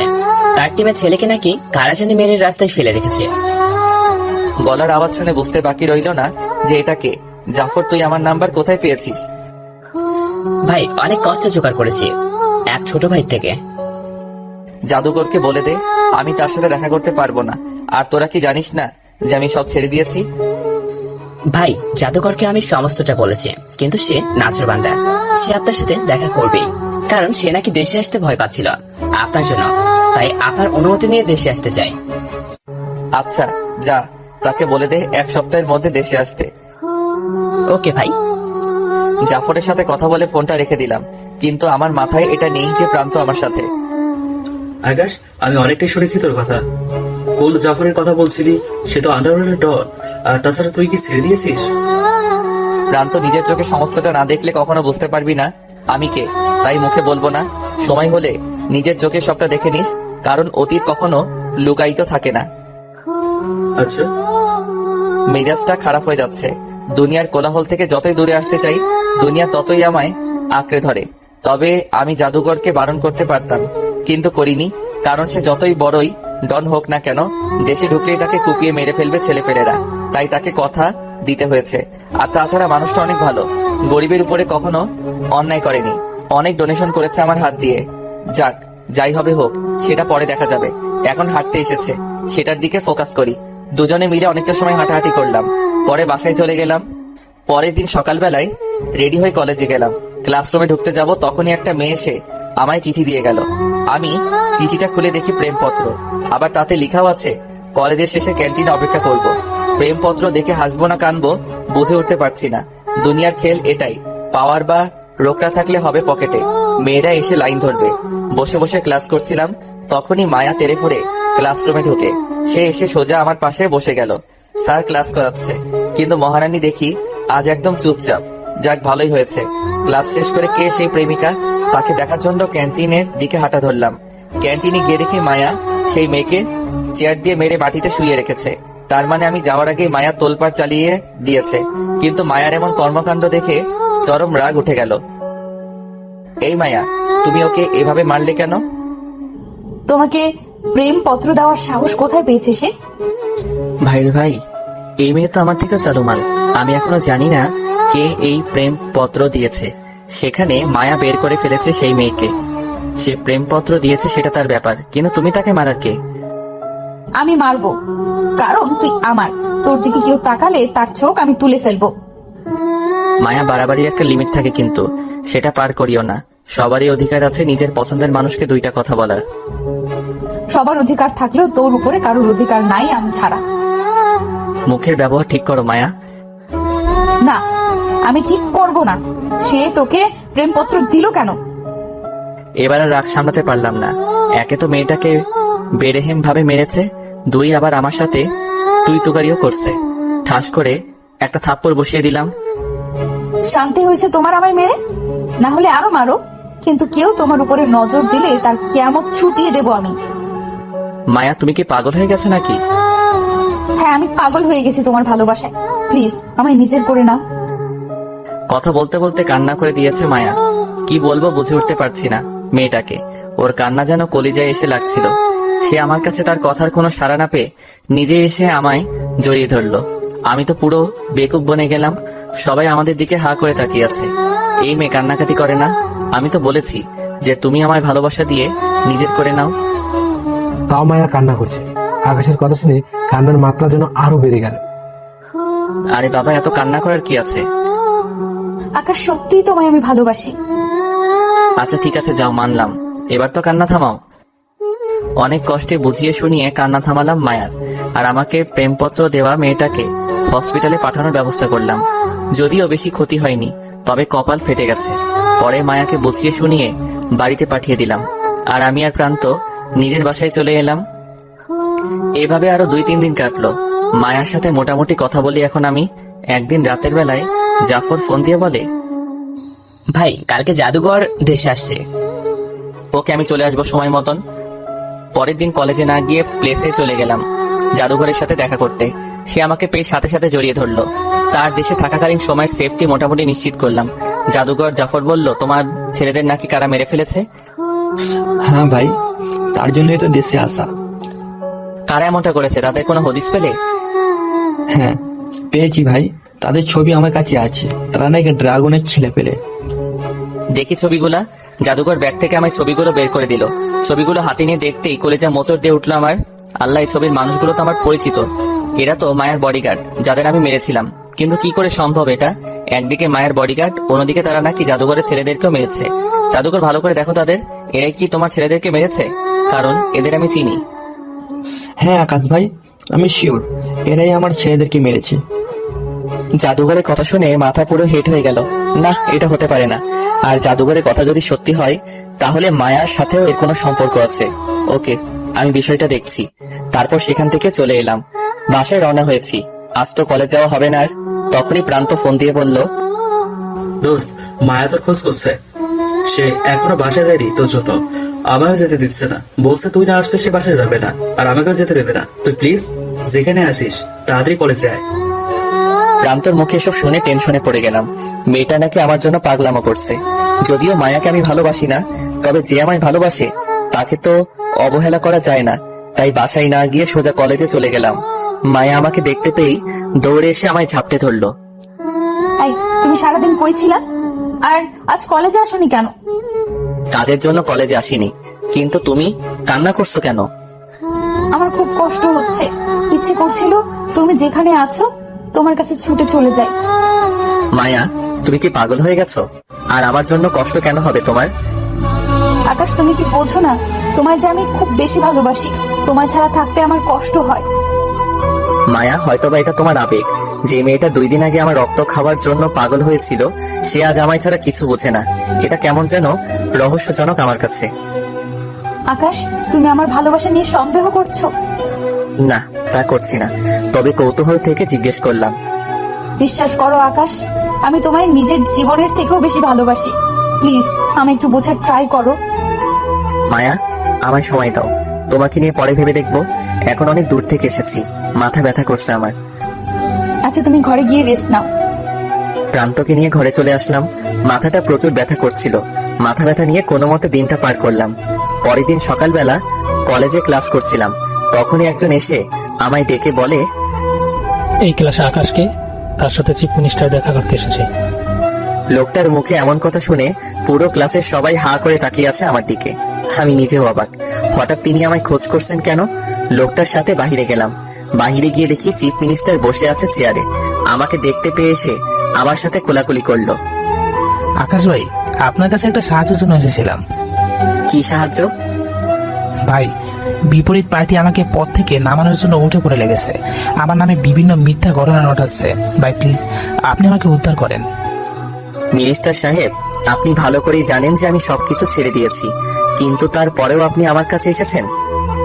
ভাই, আমি আপনার পায়ে পড়ি, আপনি আমায় উদ্ধার করেন। আপনি ছাড়া কোনো বাপের বেটা নাই যে আমার উদ্ধার করবে। প্লিজ আকাশ ভাই, আপনি আমাকে বাঁচান। আরে আরে, এত অনুরোধ করার দরকার নেই। সেদিন আমায় কোলে করে হসপিটালে নিয়ে গিয়েছিলেন, সেই খাতিরে আপনার এই উপকারটা আমি করব। যে করেছে তার নামটা সেলিম নিশ্চয়ই? হ্যাঁ ভাই। ওকে, কাজ হয়ে যাবে। বাসায় গিয়ে শান্তিতে ঘুমান। ভাই ধন্যবাদ। চিফ মিনিস্টার চলে গেল। না, ক্লাসটা করে নেই আগে, ওসব নিয়ে পরেও ভাবা যাবে। ক্লাসের দিকে যেতে ধরবো, তখনই দেখি মায়া আমার দিকে আসছে। আকাশ, মিনিস্টার সাহেব তোমার সাথে কেন দেখা করতে এসেছেন? এমনিতেই কাজ ছিল ওনার। ও আচ্ছা, চলো ক্লাসে যাব। আমি ভেবেছি আজ ক্লাসের পর তোমার সাথে কিছু সময় কাটাবো, কিন্তু তুমি যদি কোথাও চলে যাও, তাই তোমায় পাহারা দিতে এসেছিলাম। তুই সত্যি পাগল হয়ে গেছো মায়া। তোমার জন্য আর কি, তাও তো তুমি বোঝো না। কোনো কথা না বলে ক্লাসে চলে আসলাম। মায়া সারাটা ক্লাস আমার হাত ধরে বসেছিল। শুধু হাত বললে ভুল হবে, মাঝে মাঝে কাঁধে হেলান দিচ্ছিল, আবার মাঝে মাঝে হাত দিয়ে পেঁচিয়ে ধরছিল। মানে এক কথা, এটা তার বাসা আর আমি তার হাজবেন্ড। ক্লাস শেষে মায়া আমায় জোর করে গাছতলায় নিয়ে গেল। তার জোড়াজুড়িতে তাকে নিয়ে বসতে হলো গাছতলায়। আকাশ প্লিজ, তুমি আমায় একটু হলেও ভালোবাসো। মায়া, জোর জবরদস্তিতে ভালোবাসা হয় না। আর তোমায় ভালোবাসবো তেমন কোনো শক্ত ইস্যু আমি খুঁজে পাচ্ছি না। তবে তোমায় তো আমি সময় দিয়েছি, তুমি সেই সময়ের মধ্যে পারলে আমায় নিজের করে নাও। এখন আমি উঠলাম, আমার কাজ আছে। মায়াকে রেখে বাসায় চলে এলাম। বাসায় এসে খেয়ে দিয়ে রুমে শুয়ে আছি, তখনই চিফ মিনিস্টারের কথা মনে পড়লো। সাথে সাথে জাফরকে ফোন দিয়ে কি করতে হবে সেটা বলে দিলাম। আর এটাও বললাম যে আমি রাতে সেখানে যাব। মাগরিবের পর জায়গা মতন চলে গেলাম। যেখানে সেলিমকে বেঁধে রাখা হয়েছে। সেখানে গিয়ে দেখি জাফর চেয়ার নিয়ে বসে আছে। সে আমাকে দেখতে পেয়েই দৌড়ে এসে জড়িয়ে ধরলো। ভাই আজ কতদিন পর আপনাকে দেখতে পেলাম। হ্যাঁ রে, আজ আমি অনেকদিন পর তোকে দেখেছি। আচ্ছা মালটা কই? ভাই ওই রুমে বেঁধে রেখেছি, কি সব আবল তাবল বকছে চেঁচিয়ে চেঁচিয়ে। আপনি একটু দেখেন তো। সেলিমকে যেই রুমে বেঁধে রাখা হয়েছে সেই রুমে গেলাম, মুখে রুমাল পেঁচিয়ে নিলাম। সেলিমের সামনে যেতেই, এই তোরা আমায় কেন বেঁধে রেখেছিস? তুই নাকি চিফ মিনিস্টারের নামে কি সব উল্টাপাল্টা ঘটনা রটাচ্ছিস। হ্যাঁ রটাচ্ছি, কারণ ওর চেয়ার আমার চাই। কিন্তু তোদের কেন তো দরকার? আমাদের কোনো দরকার নেই, শুধু তোকে মেরে নদীতে ভাসিয়ে দিব। এই ছেলে, তুই কিন্তু জানিস না আমি কে, আমি কোন জলে মাছ সেটা তোরা জীবনও কল্পনা করতে পারবি না। আমার ছেলে পেলেরা আসলে তোদের 12টা বাজিয়ে দেবে। ভালোই ভালো বলছি, আমাকে ছেড়ে দে। আরে বেটা, ধামকি দিচ্ছিস তুই আমাকে? তোর ধামকির পরও আমি করি না। তুই যদি জলের মাছ হোস তাহলে আমি তো নীল নদের রক্ত চোষা তিমি। তুই তিমি না নীল নদের কীট পতঙ্গ, সেটা তোদের কাজকর্ম দেখে বোঝা যাচ্ছে। সেলিম, মুখ সামনে কথা বলিস, না হয়তো এমন ভাবে তোকে মারবো কবর পর্যন্ত তোর লাশ গুছে নিতে ভয় পাবে। তোর লাশ দেখে মাটিও চিৎকার করে আর্তনাদ করবে যে এই লাশ অন্য কোনো জমিনে দাফন করো। এমন বিভৎস লাশ গ্রহণ করার ক্ষমতা আমাদের নেই।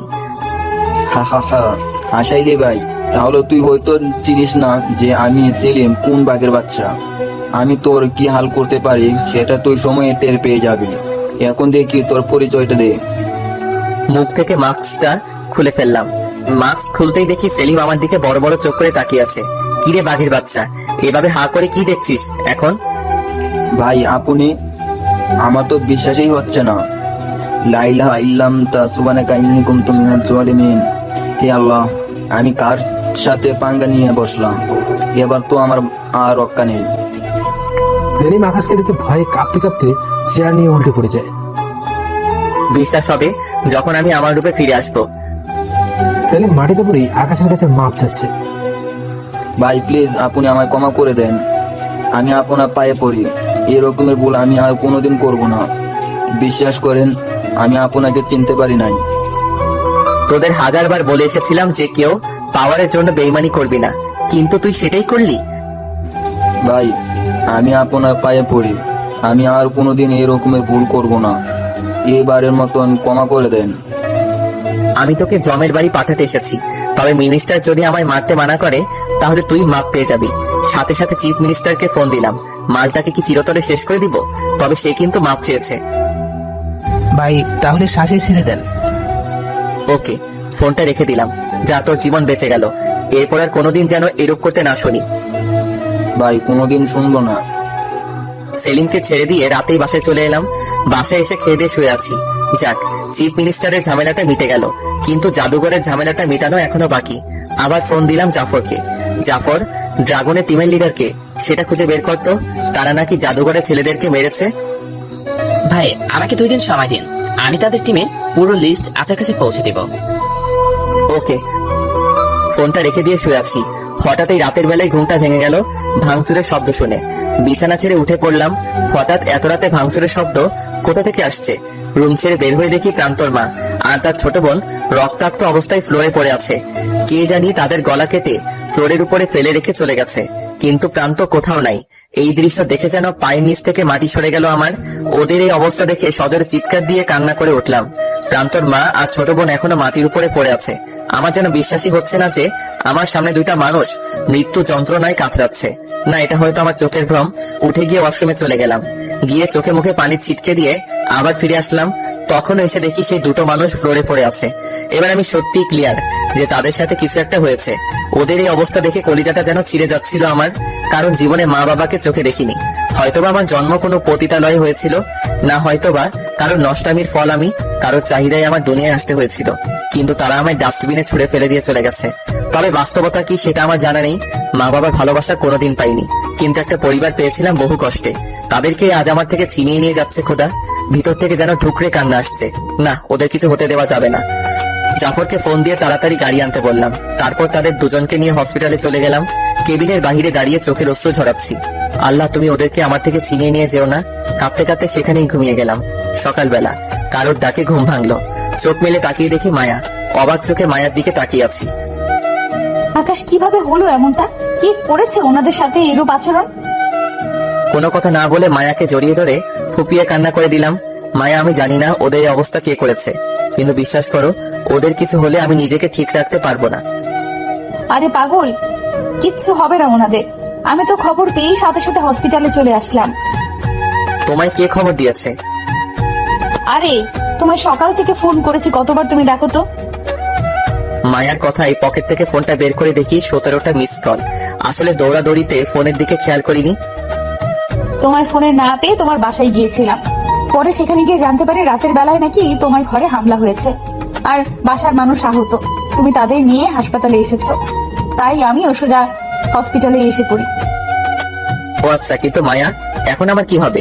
আর তাছাড়া কাল রাত থেকে প্রান্তরও কোনো খবর পাচ্ছি না, সে লাপাত্তা। আরে পাগল, টেনশন করো না, আমি আছি তো তোমার পাশে। দেখবে ওদের কিচ্ছু হবে না, আর প্রান্তরও খোঁজ বের করে ফেলবো আমি। মায়ার কথা শুনে ইচ্ছে করছে ওকে জড়িয়ে ধরে কয়েক হাজার চুমু খাই। মেয়েটা হয়তো সত্যি আমায় ভালোবাসে, আর ভালো না বাসলে এইভাবে ছুটে আসলো কেন? তবে হ্যাঁ, তাড়াহুড়ো করে কোনো ডিসিশন নেওয়া যাবে না। ওকে আগে আরো ভালো করে বুঝে নেই, পরেই ভালোবাসবো। আজ 3 দিন প্রান্তর মা তার ছোট বোন কারোরই জ্ঞান ফিরেনি, তবে ডক্টর কিছুটা আশ্বাস দিয়েছে আমায় যে তাদের কিছু হবে না। আজ 3 দিন না আছে কোনো খানাপিনা, না আছে কিছু। হসপিটালে পড়ে আছি সারাটা দিন। অবাক করা বিষয়ে মায়া আমার সাথে আজ 3 দিন ধরে হসপিটালে। সে আমায় ছেড়ে এক মুহূর্তের জন্যও যায়নি। তাকে অনেকবার বলেছি চলে যেতে, কিন্তু তার একটাই কথা, তোমায় এই হালাতে রেখে আমি যেতে পারবো না। বাবা, তুমি যদি সময় মতো না। এমন করে বলবেন না প্লিজ, আমার কর্তব্য এটা। বহু কষ্টের বিনিময়ে একটা পরিবার পেয়েছি, তাদের তো আমি হারাতে পারবো না। কিন্তু আপনাদের সাথে এমনটা কে করলো? তখনই প্রান্তর মা কেঁদে দিল। বাবা, কিভাবে বলবো তোমায়, আমার যে বলার মতন কোনো ভাষা নাই। আচ্ছা, আপনার এখন কিছু বলতে হবে না, আমি নিজেই বের করে নিব। আর আপনি এখন রেস্ট করেন। তখনই কলেজ থেকে ফোন আসে। আকাশ মাহমুদ, আজ একটা ক্লাস টেস্ট আছে, তুমি যেখানে আছো কলেজে এসো। গলার আওয়াজ শুনে বুঝতে বাকি রইল না যে স্যার ফোন করেছে। তাড়াতাড়ি করে মায়াকে নিয়ে কলেজে চলে গেলাম। পরীক্ষাটা দিয়ে আবার হসপিটালে চলে আসলাম। মায়া সেই শুরু থেকে আমার পিছনে ছাড়ছে না। আমি রোগীর সেবা যত্ন করছি, সে আমার সেবা যত্ন করছে। আজ 25 দিন পর প্রান্তর মা আর তার ছোট বোনকে ঘরে নিয়ে আসলাম। তারা এখন মোটামুটি সুস্থ, কিন্তু আমি অসুস্থ হয়ে পড়লাম। আমার অসুস্থতায় মায়া আমার সেবা যত্ন করায় কোনো কমতি রাখেনি। এসব দেখে যেন পুরোপুরি ডুবে গেলাম মায়ার ভালোবাসায়। মায়া, তোমার একটা কথা বলার ছিল। হ্যাঁ বলো। আমার টাকা পয়সা বাড়ি গাড়ি কিছুই নেই। আমি যদি তোমায় আমাকে বিয়ে করতে বলি, তারপরেও কি তুমি আমায় বিয়ে করবে? হ্যাঁ, 100 বার করবো। আমার টাকা পয়সা বাড়ি গাড়ি কিচ্ছু চাই না, কিন্তু তুমি আমায় পুরো লোক সমাজের সামনে স্ত্রীর অধিকারটুকু দিতে হবে। মানে কি বলছো বুঝলাম না। তুমি আমায় পুরো কলেজের সামনে স্ত্রীর অধিকার দিতে হবে। পুরো কলেজের সামনে সজোরে চিৎকার করে বলতে হবে তুমি আমায় নিজের স্ত্রী রূপে গ্রহণ করেছো। মায়া, এসবের মানে কি? বিয়েটা তোমায় আমি করব, কিন্তু সেসব কথা লোক সমাজে কেন এলান করতে হবে? কারণ আমি চাই পুরো কলেজ জানুক যে আমি তোমার ভবিষ্যৎ স্ত্রী। তোমার দিকে যেন এরপর আর কোনো মেয়ে চোখ তুলে তাকাতে না পারি। মায়া, এমনটা করা কি খুব প্রয়োজন? হ্যাঁ, কারণ পুরো কলেজের মেয়েরা তোমার দিকে ঝুঁকে আছে। আমি তোমায় হারাতে চাই না, তাই তুমি সেটা নিজেই লোক সমাজে এলান করো, তেমনটা আমি চাই। আচ্ছা যাও, আগামীকাল পুরো কলেজকে জানিয়ে তোমায় গ্রহণ করব। পুরো কলেজ জানবে মায়া আকাশের। এবার খুশি তো? মায়া খুশিতে আকাশকে জড়িয়ে ধরে অনেকগুলো চুমু বসিয়ে দেয় তার গালে। হ্যাঁ, আমি অনেক খুশি। আর চলো, আজ আমাকে নিয়ে ঘুরতে যাবে। আচ্ছা চলো। মনে মনে অনেক খুশি লাগছে যে মায়া আমাকে এতটাই ভালোবাসে, সে আমায় কখনো হারাতে চায় না। পুরো কলেজে যেন কেউ আর আমার দিকে সেরূপ দৃষ্টিতে না তাকায়, তাই সে নিজের অধিকার লোক সমাজকে সাক্ষী রেখে বুঝে নিতে চায়। মায়াকে নিয়ে ঘুরতে বের হলাম। ইস, আজ প্রান্ত যদি সামনে থাকতো তাহলে সে অনেক খুশি হতো। এখনো পর্যন্ত প্রান্তর কোনো খোঁজ আমি পাইনি। তাই এত কি ভাবছো? প্রান্তর কথা ভাবছিলাম, সে হঠাৎ করে কোথায় উধাও হয়ে গেল। আরে চিন্তা করিও না, দেখবে সে ঠিক চলে আসবে। তাই যেন হয়। এবার আমার দিকে ফোকাস করো, বাকি সমস্ত চিন্তা বাদ দাও। আচ্ছা। সেদিনটা মায়াকে নিয়ে অনেকটা ঘোরাঘুরি করলাম। নিজের ভিতরে কেমন যেন একটা ফিল হচ্ছে। আজ বাদে কাল মায়া আমার নিজের হবে ভাবতেই কেমন যেন খুশি লাগছে। সারাদিন ঘোরাঘুরি করে রাতের বেলায় বাসায় চলে আসলাম। এসে খেয়ে দিয়ে শুয়ে আছি, তখনই জাফরের কথা মনে পড়লো। সে আমায় বলেছিল ড্রাগন টিমের তথ্য দিবে, তাকে ফোন করলাম। কিরে, তুই না আমায় ড্রাগন টিমের পুরো তথ্য দেওয়ার কথা ছিল? সেটা আমি কবেই আপনাকে মেল করে দিয়েছি, কিন্তু আপনি হয়তো মেল চেক করেননি। জাফরের কথা শুনে অনেকটা অবাক হয়ে গেলাম।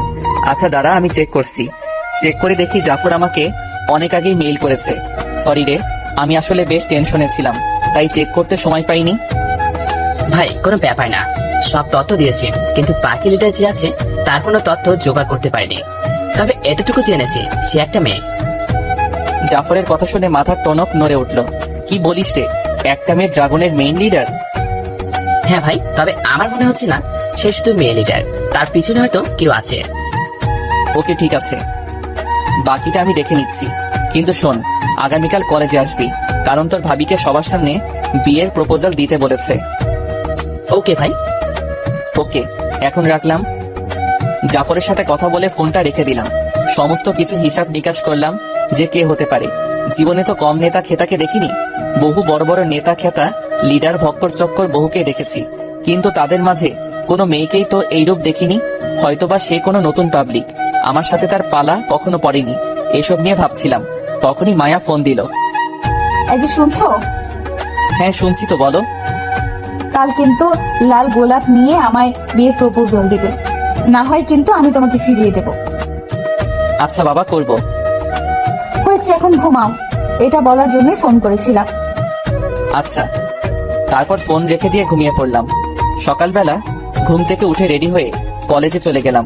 কলেজে যাওয়ার আগে রাস্তা থেকে লাল গোলাপের একটা গুচ্ছ কিনে নিলাম। এটা দিয়ে মায়াকে বিয়ের প্রপোজাল দিব। কলেজে গিয়ে দেখি মায়া আমার আগেই কলেজে এসে গেছে। এত সময় লাগে আসতে? হ্যাঁ, আরে ফুল কিনতে একটু দেরি হয়ে গেছে। এখন কত কি যে বলো না। হয়েছে, এবার প্রপোজ করো বিয়ের জন্য। এই যে সবাই শুনছেন, যে যেখানে আছেন সবাই দাঁড়িয়ে যান। সবাই 1 মিনিট একটু সময় নিয়ে এদিকে ফোকাস করুন। মায়া, আমি তোমায় খুব ভালোবাসি। আমি তোমার 2 জীবনের সাথী হতে চাই। আমি তোমার সাথে সারা জীবন পাড়ি দিতে চাই। যে জীবনে শুধু থাকবে ভালোবাসা আর ভালোবাসা, যে জীবনে থাকবে না কোনো কষ্টের ছিটে ফোঁটা। মায়া, উইল ইউ ম্যারি মি? তুমি কি আমায় বিয়ে করবে? তুমি কি আমায় দেবে সেই অধিকারটুকু? তখনই পেছন থেকে কেউ একজন এসে আকাশের মাথায় লাঠি দিয়ে সজোরে এক বাড়ি মারে। আকাশ মাগো বলে চিৎকার দিয়ে মাটিতে শুয়ে পড়ে। চিরচির করে রক্ত পড়ছে মাথা থেকে। আকাশ মাথায় হাত দিয়ে পেছন ফিরে দেখে প্রান্ত। প্রান্ত, তুই? হ্যাঁ আমি। বলে সজোরে হাসতে থাকে। কি রে জানোয়ারের বাচ্চা, তুই না বলে অনেক বড় হয় না? হ্যাঁ, তোরা কেউ কিচ্ছু করতে পারবে না। আরে প্রান্ত, তোমার কি মাথা খারাপ হয়ে গেছে নাকি? কাকে কি বলছো তুমি? এই কুকুরের বাচ্চা যদি হায়না হয়, তাহলে হায়নাকে কি বলবে তুমি? এই ছোট লোক তো আমার জুতারও সমান না। বলে মায়া আকাশের মুখের মধ্যে জুতা ঘুষে দেয়। অবাক চোখে তাকিয়ে আছি প্রান্ত আর মায়ের দিকে। তাদের দুজনকে যেন আমার কাছে অপরিচিত লাগছে। হে আল্লাহ, কাকে ভালোবাসলাম আমি, যে কিনা ছলনাময়ী এক রক্তচোষা। এই ছোট লোক এরকম করে তাকিয়েছিস কেন? মায়া, তুমি আমার সাথে এমনটা কেন করলে? কেন, সেদিনের কথা কি ভুলে গেছিস? যেদিন আমার বাবা আর আমার মা ইজ্জত ধুলোয় মিশিয়ে দিয়েছিলি। মায়া, সেসব তো তোমাদের ভুল ছিল। এই ছোট লোক, ভুল কি সহি সেটা আমাদের উপরে ছেড়ে দে। তবে তুই যেদিন ভরা মজলিসে আমাদের অপমান করেছিলি, সেদিনের প্রতিজ্ঞা নিয়ে নিয়েছিলাম যে তোর 12টা বাজাবো। তাই তোর সাথে ভালোবাসার নাটক করেছি। মায়ার কথা শুনে থ হয়ে তাকিয়ে আছি মায়ার দিকে। শোন, তোকে চাইলে আমি অনেক আগে শিক্ষা দিতে পারতাম। যে মায়া পুরো ড্রাগন টিম পরিচালনা করে, সেই মায়ার কাছে তুই একটা মশা মাছি। তোকে শায়েস্তা করা মায়ের জন্য কোনো ব্যাপার ছিল না, কিন্তু আমি ইচ্ছে করেই তোকে শায়েস্তা করিনি। কারণ তুই আমাদের ইগোতে হার্ট করেছিস, লোকালয়ে অপমান করেছিস, আমাদের মা ইজ্জত পুরো ডুবিয়ে দিয়েছিস। তাই তোর সাথে এই খেলাটা এইভাবেই খেললাম, যাতে করে খোয়ানো ইজ্জত আবার ফিরে পেতে পারি আর তোর 12টা বাজাতে পারি। মায়ার কথা শুনে যেন আকাশ ভেঙে মাথায় পড়লো মতন অবস্থা। তার মানে মায়া এই ড্রাগনের লিডার, কিন্তু জাফর যে বলল তার উপরেও হয়তো কেউ আছে। কোনো কিছুরই যেন হিসেব মিলছে না। যাকে এত ভালোবাসলাম, সে আমার সাথে ছলনা করে শরীরের সমস্ত রক্ত চুষে নিল। প্রান্ত মায়া না হয় আমার উপরে প্রতিশোধ নেওয়ার জন্য আমার সাথে ভালোবাসার মিথ্যা ছলনা করেছে, কিন্তু তুই কেন করলি? তুই না আমাকে নিজের ভাই মানতি? কি বলি? আমি তোকে ভাই মনে করতাম? মাথা ঠিক আছে তো? যেখানে মা বোনের মতো দুজন মানুষকে খুন করতে আমার হাত কাঁপেনি, সেখানে তুই কোথাকার কে রে যে তোর উপরে মায়া দেখাবো? প্রান্তর কথা শুনে আরো বড় ধরনের শক খেলাম। তার মানে তুই তোর মা আর বোনকে খুন করতে চেয়েছিলি? বেটা, কিসের মা বোন রে? ওরা আমার কেউ নয়। ওরা যদি আমার রক্তের কেউ হতো তাহলে কোনোদিনও খুন করতে যেতাম নাকি রে পাগলা? হ্যাঁ, মানে কি বলছিস তুই? মানে হলো সবকিছু আমাদের প্ল্যান ছিল। ছোটকাল থেকে ইচ্ছে ছিল যে দেশের মধ্যে রাজ করবো, তাই মায়ের সাথে হাত করি আর ওকে ড্রাগনের লিডার বানিয়ে দেয়। জীবনে অনেক বড় বড় আন্ডারওয়ার্ল্ড ডনের সাথে কাজ করেছি আমি। সবকিছুর পিছনে ছিল একটাই উদ্দেশ্য, যে দেশে রাজ করা। কিন্তু রোস্টার আমায় বলেছিল যে যতদিন আকাশ মাহমুদ দেশে আছে ততদিন আমি রাজত্ব করতে পারবো না, তাই তোকে শেষ করার জন্য কাজে লেগে পড়ি। তোর অনেক খোঁজ করেছি কিন্তু কোথাও তোর খোঁজ পাইনি। কিন্তু আমার খবরে নিউজ দিয়েছিল যে তুই আমাদের কলেজে ভর্তি হবি, তাই সুযোগের অপেক্ষায় বসে থাকি আমরা। তবে তোকে বের করা তো সহজ ছিল না, কিন্তু কাবরিটাও বলেছে যে তুই জনমর্দরতি, তাই সেই মোতাবেক একটা প্ল্যান সাজাই আমি আর মায়া, যে সে আমায় মারবে আর তুই আমায় নিশ্চয়ই বাঁচাতে আসবে, কারণ তুই অন্যায়ের বিপক্ষে লড়েছিস সবসময়। ব্যাস, তুই সেটাই করলি, আমায় বাঁচাতে এসে গেলি। তারপর তোকে চিনে ফেলতাম, তবে শিওর ছিলাম না যে তুই সত্যি আকাশ কিনা। তবে পরবর্তীতে যখন মায়ের বাবার ঘাম ছড়িয়ে দিলি তখনই বুঝে গেলাম যে তুই সেই আকাশ, এই সেই আকাশ। আর যেই দুইজনের গলা কেটেছি আমি, তাদেরকে মা বোন সাজিয়েছিলাম আমি ভয় দেখিয়ে, যাতে করে তোর পুরোপুরি খবর বের করতে পারি আর তোর কাছ থেকে তোর সম্পর্কে ভালো করে জানতে পারি। তোর কথা শুনে খুব হাসি পাচ্ছে রে প্রান্ত। রোস্টার তোকে অর্ধেক ইনফরমেশন দিয়েছে আমার। সে তোকে এটা বলেনি যে আকাশ মাহমুদ কোনো ভয়ঙ্কর চিতাবাঘ আর তার দ্বিতীয় আরেকটা পরিচয় আছে। আর তোর পরিচয় দিয়ে আমার কাজ কি রে? আমার কাজ তো তোকে শেষ করা, তাই তোকে শেষ করে সমস্ত ক্ষমতা পেয়ে যাবো আমি। মৃত্যুকে ডেকে এনেছিস তুই প্রান্ত? কি বললি তুই আমায়? তোর এত বড় সাহস যে তুই আমায় হুমকি দিস? মৃত্যুর দুয়ারে তোকে আমি আজ পাঠিয়ে দেবো। আশেপাশে তাকিয়ে দেখতো কত ছেলে পেলে আমার। আশেপাশে তাকিয়ে দেখি কয়েক শতাধিক ছেলে পেলে। এত ছেলে পেলে দেখে খুব হাসি পাচ্ছে। কয়েক শতাধিক ছেলে পেলে নিয়ে আমায় মারতে চলে এসেছে, কিন্তু সে জানে না আমি কে। আর রোস্টারও তাকে পুরোপুরি বলেনি আমার সম্পর্কে। যদি জানতো জীবনেও আসতো না আমায় মারতে। যেখানে রোস্টার নিজে আমায় মারতে পারিনি, সেখানে রোস্টারের চেলা আমাকে মারবে বলে শব্দ করে হেসে উঠলাম। কিরে, মৃত্যুকে চোখের সামনে থেকে খুব হাসি পাচ্ছে বুঝি? হ্যাঁ, এই তোর সব কটা মিলে মার ওকে। প্রান্তর কথা অনুযায়ী তার ছেলেপেলেগুলো আকাশকে মারতে শুরু করে। আকাশকে মাটিতে ফেলে এলোপাতাড়ি মারছে তারা। আকাশ চুপচাপ মার খেয়ে যাচ্ছে মাটিতে পড়ে। তখনই হুট করে কোথা থেকে যেন আলিফ সাহেব দৌড়ে আসে, এসে প্রান্তর কাছে হাত জোর করে মিনতি করে, বাবা প্লিজ আকাশকে ছেড়ে দাও, তোমার কাছে হাত জোর করে করছি। মায়া তার বাবার এরূপ কাণ্ড দেখে থতমত খেয়ে যায়। বাবা তুমি কি সব পাগলের মতো কাজ কারবার করছো? তোমার কি মনে নেই এই ছেলে আমাদের ইজ্জতের 12টা বাজিয়ে দিয়েছিল? মায়া, আমার সবকিছু মনে আছে, কিন্তু আমি এই ছেলের জীবনী ঘটতে গিয়ে এমন কিছু সামনে আসে যেটা শুনে তোর পায়ের নিচ থেকে মাটি সরে যাবে। বাবা কি সব বলছো তুমি? তোমার মাথা কি খারাপ হয়ে গেছে নাকি? মায়া, আমার এত কিছু পাওয়ার থাকা সত্ত্বেও আমি চুপসে আছি, আর তুই আমার মেয়ে হয়ে এই ছেলেকে মারতেও উঠতে পড়ে লেগেছিস। বিশ্বাস কর, এটা কোন সাধারণ মানুষ না। খোদার কসম, যাকে তোরা মেরেছিস সে একটা ভয়ঙ্কর হয় না। বাবা কি এই ছেলে? আগুন, যে কিনা এক রাতে 11টা টিমের খবর করে ছেড়ে দিয়েছিল, যে কিনা বেস্ট 11টা টিম নিয়ে 300 ছেলেকে জমের বাড়ি পাঠিয়ে দিয়েছিল। এটাই সেই আকাশ ওরফে আগুন। বাবার মুখে আগুনের নাম শুনে মায়া থতমত খেয়ে যায়। বাবা কি বলছো তুমি? আরে মা, সত্যি বলছি। প্রান্ত তোকে সমস্ত কিছু বলেনি, বলেছে শুধু একজনকে শেষ করলেই সমস্ত ক্ষমতা তোরা পেয়ে যাবে, কিন্তু এটা বলেনি যে কাকে মারতে চলেছিস তোরা। আর তুই তো ভালো করে এটা জানিস না যে প্রান্তকে তোকে পাওয়ার দিয়েছে, আর তুই উঠে পড়ে লেগেছিস দুনিয়ার সকল হাসিল করতে, কিন্তু এটা জানিস না যে কার বিরুদ্ধে লড়াই করে দুনিয়ায় হাসিল করতে চেয়েছিস তোরা। আর প্রান্ত তোকে স্বার্থের জন্য ব্যবহার করেছে। সে ক্ষমতা অর্জন করতে পারলেই তোকে ছুড়ে ফেলে দেবে। বাবার কথা শুনে মায়ের কান দিয়ে যেন ধোঁয়া বেরোচ্ছে, শরীরের সমস্ত পানি যেন শুকিয়ে গেছে মায়া। আল্লাহ, আজ তো আমার রক্ষা নাই। প্রান্ত আজ আমায় মৃত্যুর মুখে ঠেলে দিল। মায়া গিয়ে প্রান্তর কলার চেপে ধরে। এই তুই আমায় ঠকালি কেন, কুত্তার বাচ্চা? মায়াকে ঠাস করে এক থাপ্পড় দিয়ে প্রান্ত মাটিতে ফেলে দেয়। এই পতিতা মেয়ের, তোর কত বড় সাহস যে তুই আমার কলার ধরিস? একদম জীবিত কবর দিয়ে ফেলবো, মাথায় রাখিস। তুই কি ভেবেছিস তোর মতো মেয়ে ছাড়া আমার চলবে না? তবে হ্যাঁ, একটা সময় চলতো না, কিন্তু এখন ঠিকই চলবে। আর শোন, তোকে শুধু কাজের জন্য ব্যবহার করেছি আমি, কাজ শেষ তোদের দরকারও শেষ। তোকে আর তোর বাবাকেও এখন আকাশের সাথে জমি বাড়ি পাঠিয়ে দেবো। আরে শোন, মৃত্যুটা তোর হাতে লেখা নেই, আমার মৃত্যুটা আকাশের হাতে লেখা আছে, কারণ তার সাথে প্রতারণা করেছি আমি। তো দুজনকেই সে ছাড়বে না। আর তুই নিজেও জানিস না যে তুই কাকে মাটিতে ফেলে মারছিস। যাকে তোরা মারছিস সে আর কেউ না, সে হচ্ছে আগুন। তাকে চেনে না এমন মানুষ একটাও এই দেশে নাই। একবার না একবার হলেও আগুনের নাম শুনেছে। আর তুই আগুনকেই মারতে চলেছিস? আজরাইলকে ডেকে এনে তার জান নেওয়ার প্রচেষ্টা, তোরা কোনোদিনই সফল হবি না। মায়ের মুখে আগুনের নাম শুনে প্রান্তর ভেতরটা মোচড় দিয়ে ওঠে, থরথর করে কাঁপতে শুরু করে প্রান্ত। আল্লাহ, নিজের মৃত্যু তো নিজেই ডেকে এনেছি না, বাঘের গায়ে যখন ভুলে হাত দিয়েই ফেলেছি, তাহলে তাকে একেবারেই শেষ করে দেই। না হয় একেবারে জাগ্রত হলে, একবার জাগ্রত হলে আবার মৃত্যু আর কেউ ঠেকাতে পারবে না। তখনই জাফর পিছন থেকে এসে প্রান্তর কলার ধরে ফেলে। এবার কোথায় যাবি রেস্টারের দালাল? আজকে তো তোর ফেল খতম। এই, তোরা কে কোথায় আছিস? আমাকে বাঁচা। প্রান্তর লোকেরা এসে জাফরকেও মারতে শুরু করে। দুজনেই মাটিতে পড়ে আছে আধমরা হয়ে। প্রান্ত আকাশের এই অবস্থা থেকে সজোরে হাসতে আরম্ভ করে। মায়া, কি জানি বলেছিলি তুই যে আগুনের হাতে আমার মৃত্যু লেখা আছে? দেখ, আগুনকে মৃত্যুর দুয়ারে পৌঁছে দিয়েছি আমি, ইতিহাস পরিবর্তন করে দিয়েছি আমি।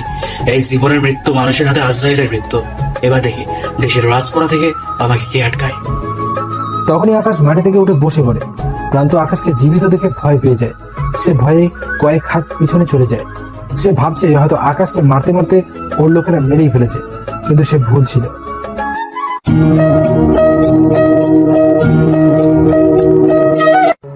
এই, তোরা তাকিয়ে তাকিয়ে কে দেখছিস? আজরাইল তো উঠে দাঁড়িয়ে গেছে। এবার তো আর কারোর রক্ষা নেই। নিজেদের জীবন বাঁচাতে চাস তো তাড়াতাড়ি মার ওকে, না হয় সে আমাদের রূপ পার্সেল করে পাঠিয়ে দেবে ওপরে। প্রান্তর কথা মতন ওর লোকের আকাশকে মারার জন্য আবার এগিয়ে যায়। তখনই পুরো কলেজ কাঁপতে শুরু করে। সবাই তো হা হয়ে তাকিয়ে আছে কি হচ্ছে এটা দেখে। তখনই প্রান্ত দেখতে পায় যে কলেজের গেট দিয়ে কয়েক হাজার হায়না প্রবেশ করে। পুরো শহর ভেঙে ছেড়ে ফেলে একত্র হয়ে গেছে। এবার কই যাবি কমিনার বাচ্চা প্রান্ত? বাপকে মারার আগে তোর জেনে আসা উচিত ছিল যে তুই যেই বাপকে মারতে এসেছিস সেই বাপ তোকে দুনিয়ার মুখ দেখিয়েছে। আজ তোকে মেরে এই বাংলার মাটিতে এমন করে তোর সমাধিটা করব যাতে করে মানুষ তো দূরের কথা, ইবলিশ শয়তানও তোর কবরের সামনে আসতে ভয় পাবে। ইবলিশ শয়তানও চিন্তায় পড়ে যাবে যে এই মানুষটাকে জমের দুয়ারে কে পাঠিয়েছে, এইরকম বিভৎস ভাবে মেরে। আকাশের কথা শুনে যেন প্রান্তর গলা শুকিয়ে গেছে। এই তোরা কয়েকজন মিলে জাফরকে হসপিটালে নিয়ে যা, আর আমার হাতে একটা হকি দে। একজন এসে আকাশের হাতে হকি স্টিক দিয়ে যায়। আকাশ এলোপাতাড়ি সব কয়েকটাকে মারতে শুরু করে। মারতে মারতে সব কয়েকটা মাটিতে শুয়ে দিয়েছে আকাশ। আকাশ যেন আজ সত্যি হায়না হয়ে গেছে। সে যেন আবার হায়নার রূপটা নিজের চেহারায় নিয়ে নিয়েছে। আকাশের ভয়ঙ্কর চেহারাটা দেখে প্রান্ত থর থর করে কাঁপতে শুরু করে। আকাশ, প্লিজ আমায় মাফ করে দে। আমি আর কোনোদিন এমন ধরে কাজ করবো না। তোর কোনো মাফ নেই। আমার ক্ষতি করতে চাইলে হয়তো মাফ করে দিতাম, কিন্তু তুই মা বোনের সমতুল্য দুইটা মানুষের প্রাণ নিতে চেয়েছিস। তোর কৃতকর্মের কারণে হয়তো উপরওয়াল্লাহ তোকে মাফ করবে না, আর আমি কি মাফ করব? ভাই, তোদের পায়ে পড়ি, প্লিজ আমি মাফ করে দে। আমি আর জীবনে এমন ধরনের কাজ করবো না। তোর কোনো মাফ নেই, আর বাকি রইল কোনোদিন তুই এমন ধারা কাজ করবি না সেই কথা। তুই জীবিত থাকলে তো তেমন ধারা কাজ করার সুযোগ পাবি। এটা বলে হকি স্টিক দিয়ে প্রান্তর মাথার মধ্যে সজোরে এক বাড়ি মারলাম। প্রান্ত মাগো বলে চিৎকার দিয়ে সেখানেই দম ছেড়ে দিল। আমার কর্মকাণ্ড দেখে পুরো কলেজ হা করে তাকিয়ে আছে আমার দিকে। প্রান্তর খেলা শেষ, এবার মায়ার পালা। মায়া মরার জন্য রেডি হ। হকি স্টিক দিয়ে মায়াকে মারতে যাব। তখনই মায়ার বাবা আমার পায়ে পড়ে যায়। আকাশ ভাই, আপনার দুটো পায়ে পড়ি, আপনি প্লিজ আমার মেয়েটাকে ছেড়ে দিন। আমার মেয়েটা আপনার সম্পর্কে না জেনে এমন ধারণা আচরণ করে ফেলেছে আপনার সাথে। আলিফ সাহেব, আপনার মেয়েটা যে আমার মন নিয়ে খেলেছে, আমায় মেরে ফেলতো তাহলে হয়তো কিছু বলার ক্ষমতা থাকতো না আমার, কিন্তু সে তো আমার মনটাকে নিয়ে বিশ্রী ভাবে খেলা করেছে। তাকে কি মাফ করব আমি? ভাই, আপনার কাছে আমার মেয়ের জীবন ভিক্ষা চাই। তাকে কি করে মাফ করব আমি? আচ্ছা যান, মাফ করে দিলাম। মাফটা শুধু এই জন্যই করলাম যে কোনো এক পিতা তার সন্তানের জান বাঁচানোর জন্য কারোর পায়ে পড়েছে, আর তাছাড়া তাকে আমি মন থেকে ভালোবেসেছি। তাকে মারতে হয়তো আমার অনেক কষ্ট হতো, তাই মাফ করে দিলাম। তখনই মায়া এসে আকাশের পায়ে পড়ে যায়। আকাশ প্লিজ আমায় মাফ করে দাও। আমি তোমার ভালোবাসা সত্যিই বুঝতে পারিনি। তোমার ভালোবাসা নিয়ে আমি পুতুল খেলা খেলেছি। প্লিজ তুমি আমায় মাফ করে দাও। মায়া, পা ছাড়ো। তোমায় আমি মাফ করে দিয়েছি, কিন্তু আজ একটা কথা বলে দিই, কখনো কারোর মন নিয়ে এভাবে খেলিও না। বিশ্বাস করো, খুব কষ্ট হয়। আমার মতন পাষাণের যদি এত কষ্ট হয়, তাহলে অন্যান্য মানুষের কেমন কষ্ট হবে ভাবো একবার। সো প্লিজ কারোর মন নিয়ে খেলা করিও না। আকাশ, আমি তোমার পায়ে ধরে মাফ চাই। প্লিজ তুমি আমায় শেষবারের মতন একটা সুযোগ দাও। আমি তোমায় ভালোবাসা দিয়ে সমস্ত কিছু ভুলিয়ে দিব। তার দরকার নেই। ভালোবাসায় জড়িয়ে যে কত বড় ভুল করেছি আমি তা এখন প্রমাণ পাচ্ছি। আর আজ থেকে তুমি তোমার মতন থাকো, আর আমি আমার মতন থাকবো। আজকের পর তোমার সাথে আমার আর কোনো কিছুই থাকবে না। আকাশ, তোমার যা শাস্তি দাও তুমি আমাকে দাও, কিন্তু প্লিজ আমায় ছেড়ে যেও না। আমি সত্যি এখন তোমার ভালোবাসা বুঝতে পারছি। একটা মানুষ এতটা পাওয়ারফুল হওয়া সত্ত্বেও ক্ষমতা দেখায়নি, আর আমি সামান্য একটা নেতার মেয়ে হয়ে কত কি না করে ফেলেছি। পাওয়ারের অপব্যবহার করেছি, দেমাগ দেখিয়েছি, গরিমা করেছি, যা আমার কখনোই উচিত হয়নি। প্লিজ শেষ একটা সুযোগ দাও। সরি, তোমার মতন মেয়ের সাথে আমি আর কোনো সম্পর্ক রাখবো না। এটা বলে মায়ের কাছ থেকে নিজের পা ছাড়িয়ে নিলাম। ফি আমানিল্লাহ, তোমার সাথে আমার সফর শেষ। তারপর সেখান থেকে সোজা চলে আসলাম। মায়া অনেকবার আমায় ডেকেছে পিছন থেকে, কিন্তু আমি কোনো পাত্তা দেইনি। খুব কান্নাও করেছিল মেয়েটা, কিন্তু কি লাভ এখন কান্না করে? যখন সময় ছিল তখন ছলনা করেছে আমার সাথে, আর এখন যখন আমার দিন এসেছে তখন এসে হামাগুড়ি খাচ্ছে আমার পায়ে পড়ে। এতটা কষ্ট হচ্ছিল বুকের ভিতরে, যা বলে বোঝাতে পারবো না। যতই হোক, ভালো তো বেসেছি তাকে আমি। সবাইকে বিদায় দিয়ে বাসার দিকে রওনা দিলাম। তবে মনে মনে একটা প্রতিজ্ঞা করে ফেলেছি আমি, যে আজকে থেকে আমি আবার আগের মতন হয়ে যাব। দুনিয়ায় যখন পাওয়ারের খেলা চলে, তাহলে পাওয়ার দিয়ে সবকিছু করব আমি। আজকের পর দেখি কে আমায় আটকায়। আসলেই গুরুজনদের কথা ঠিক, জঙ্গলে রাজত্ব করতে হলে অবশ্যই তোমার গর্জন অতিমাত্রায় ভয়ঙ্কর হতে হবে, না হয়তোবা ছোট ছোট প্রাণীগুলাও তোমায় ভেঙচি কেটে চলে যাবে। বাসায় গিয়ে দেখি দুজন মানুষ আমার অপেক্ষায় বসে আছে। ভাইয়া, তুমি এসো। হ্যাঁ ত্রিধা, আমি এসেছি। এতদিন যাকে প্রান্তর বোন নামে চিনতাম তার নাম হচ্ছে ত্রিধা। তোমার আম্মু কই? বাসায় তোমার জন্য অপেক্ষা করছি। আচ্ছা। তারপর বাসার ভিতরে প্রবেশ করলাম। ত্রিধার আম্মু আমায় দেখে জড়িয়ে ধরে কান্না করে দিল। বাবা, আমায় ক্ষমা করে দে রে। বিশ্বাস কর প্রান্ত আমাদের ভয় দেখিয়েছিল যে তার কথা না শুনলে সে আমাদের মেয়ের ক্ষতি করে দেবে। বাবা বিশ্বাস কর, আমার মেয়েটা বাদে দুনিয়াতে আমার আর কেউ নেই, তাই তার কথায় রাজি হয়েছি আমি। না হয় সে আমার মেয়েটার বড় কোনো ধরনের ক্ষতি করে দিত। হয়েছে সেসব কথা, কিন্তু তোমরা সেটা আমায় আগে বললেই পারতে। আর আমি আকাশ মাহমুদ থাকতে তোমাদের কেউ ক্ষতি করবে, কলিজাটা সোজা বের করে ফেলবো। আমি তোকে অনেক আগেই বলতে চেয়েছিলাম বাবা, কারণ আমি প্রথম দেখাতেই বুঝে গিয়েছিলাম যে তুই লক্ষ্মী একটা ছেলে। কিন্তু কি করব বল, আমার মেয়েটাই যে আমার সব। ও ছাড়া যে আমার আর কেউ নাই দুনিয়াতে। কে বলেছে কেউ নাই তোমাদের? আমি তো আছি। আমার তো মা বাবা কেউ নেই। বিশ্বাস করো, যেদিন আমি এই বাড়িতে আসি সেদিন থেকেই তোমায় মায়ের মতন দেখি। খুব ইচ্ছে করতো তোমায় মা বলে ডাকতে, কিন্তু প্রান্ত যদি কিছু মনে করে তাই আর ডাকিনি। কিন্তু এখন থেকে তোমায় আমি মা বলেই ডাকবো। আর তোমরা এখন থেকে আমার পরিবার। আজ থেকে তোমার 2 সন্তান, একটা ছেলে আর একটা মেয়ে। সত্যি তুই আমার মা বলে ডাকবি? হ্যাঁ মা, 3 সত্যি। তোমায় আমি মা বলেই ডাকবো। সেই রাতের মধ্যেই আমার সমস্ত কারোবার এই শহরে নিয়ে আসলাম। আজ থেকে আমি এই শহরে বসেই সমস্ত কারোবার চালাবো। মা, তোমরা কাপড় চোপড় গুছিয়ে নাও। কেন রে বাবা? কারণ কাল আমরা নতুন বাড়িতে উঠবো। শহরের নামকরা বাড়িটা কিনেছি আমি। এতদিন আমি যেমন তেমন ভাবে রাত কাটিয়ে দিতে পারতাম, কিন্তু এখন আমার একটা পরিবার হয়েছে, তাদের নিয়েও চিন্তা করতে হবে আমার। পরের দিন সেই বাড়িতে উঠে গেলাম। ত্রিধাকেও ওর কলেজ থেকে ট্রান্সফার করিয়ে শহরের নামকরা কলেজে অ্যাডমিশন করিয়ে দিলাম। একদিনের মধ্যেই পুরো শহরে আগুনে নামের ঢল শুরু হয়ে গেল। সবার মুখে মুখে একটাই কথা, যে আগুন এখন এই শহরে থাকে। আম্মুকেও সবটা জানিয়ে দিলাম যে আমি কে। বাবা, আমার না খুব ভয় করে, তোর যদি কোনো ক্ষতি করে দেয় কেউ। মা, এতদিন বাঁচার মতন উৎস ছিল না আমার কাছে, কিন্তু এখন একটা পরিবার আছে আমার। সো আমার ক্ষতি কেউ করতে পারবে না। আর বিশেষ করে ত্রিধাও আমার বোন, ওর সমস্ত সেফটি আমি দিয়ে দিব। বাড়িতে অনেক কয়টা পাহারাদার নিযুক্ত করলাম। ত্রিদার সাথেও কয়েকটা বডিগার্ড নিযুক্ত করে দিলাম। আজ 3 দিন পর কলেজ যাব। গত 3 দিন সমস্ত কিছু গোছাতে লেগে গেছে। কলেজে যেতেই প্রিন্সিপাল আমায় তার রুমে ডাক দিল। আকাশ, আমার একটা উপযুক্ত মেয়ে আছে, আমি চাই তুমি আমার মেয়েকে বিয়ে করে নাও। স্যার, এখন আমি বিয়ে টিয়ের ব্যাপারে ভাবছি না। আর তাছাড়া এখন আমার মা বোন রয়েছে, তাদেরও একটা মতামত আছে। আপনি তাদের সাথে গিয়ে কথা বলুন। যদি তারা রাজি হয় তাহলে নিজের মনকে শক্ত করে আমি আপনার মেয়েকে বিয়ে করে দিব। ওকে, আমি তোমার মায়ের সাথেই কথা বলবো। প্রিন্সিপালের সাথে কথা বলে ক্লাসে চলে আসলাম। পুরো কলেজ একদম ঝুঁকে গেছে আমার দিকে। সবার কাছে এক নামে পরিচিত হয়ে গেছি, আগুন। সিনিয়র নাই, জুনিয়র নাই, সবাই প্রেমের প্রপোজাল দিচ্ছে, কিন্তু আমি কাউকেই সাড়া দিলাম না। কারণ একজনকে সাড়া দিয়ে জীবনটাকে নরকে ঠেলে দিতে ধরেছিলাম। স্যার ক্লাস করাচ্ছে, ক্লাসে মন দিলাম।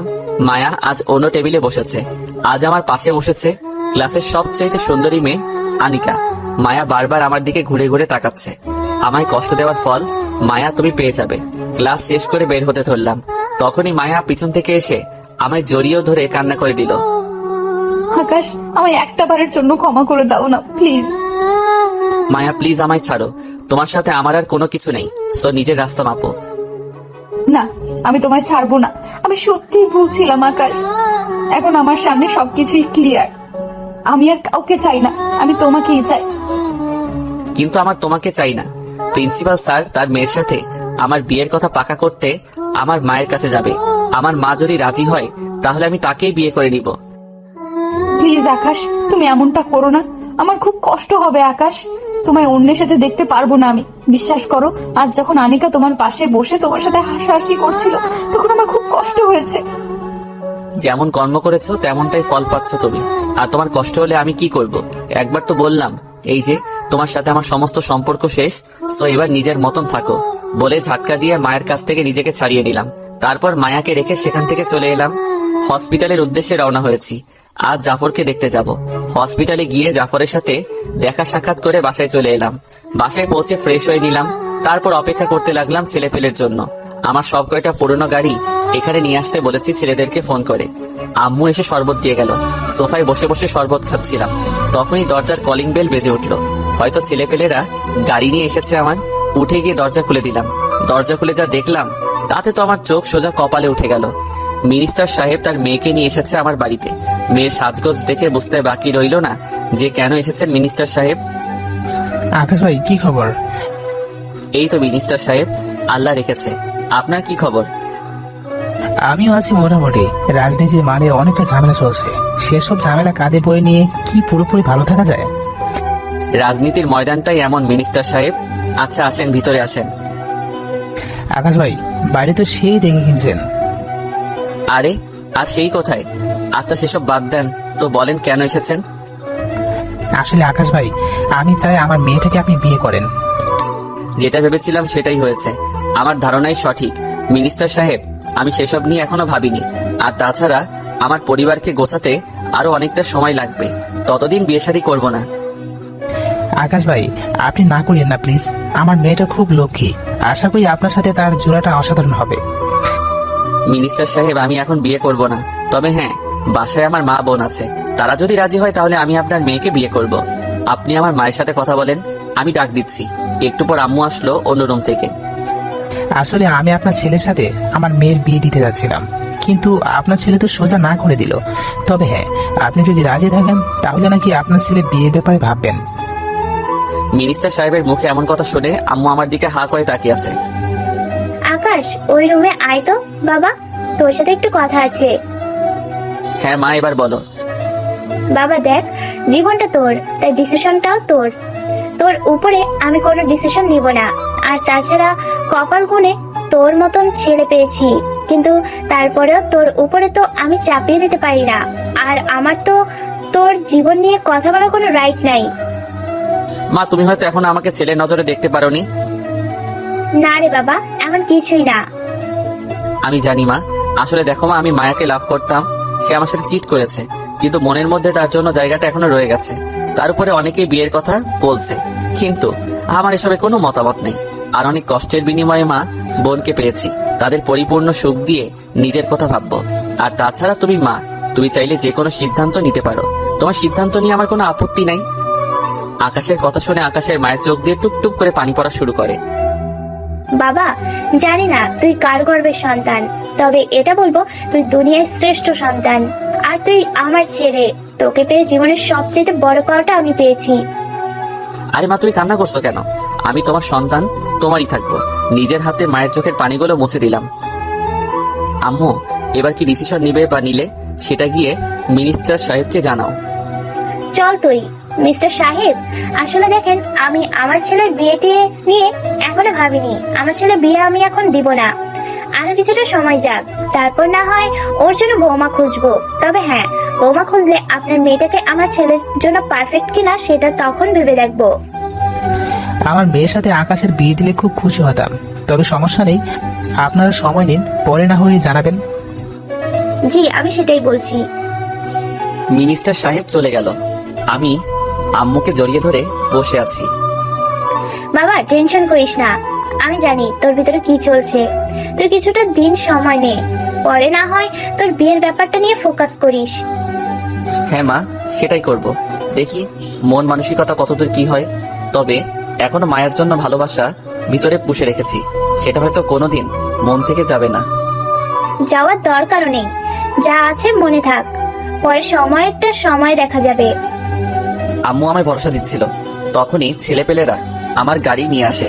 আম্মু আজ থেকে ত্রিধাকে বলে দিবে সে যেন গাড়ি ছাড়া চলাফেরা না করে, আর তুমিও গাড়ি ছাড়া চলাচল করবে না।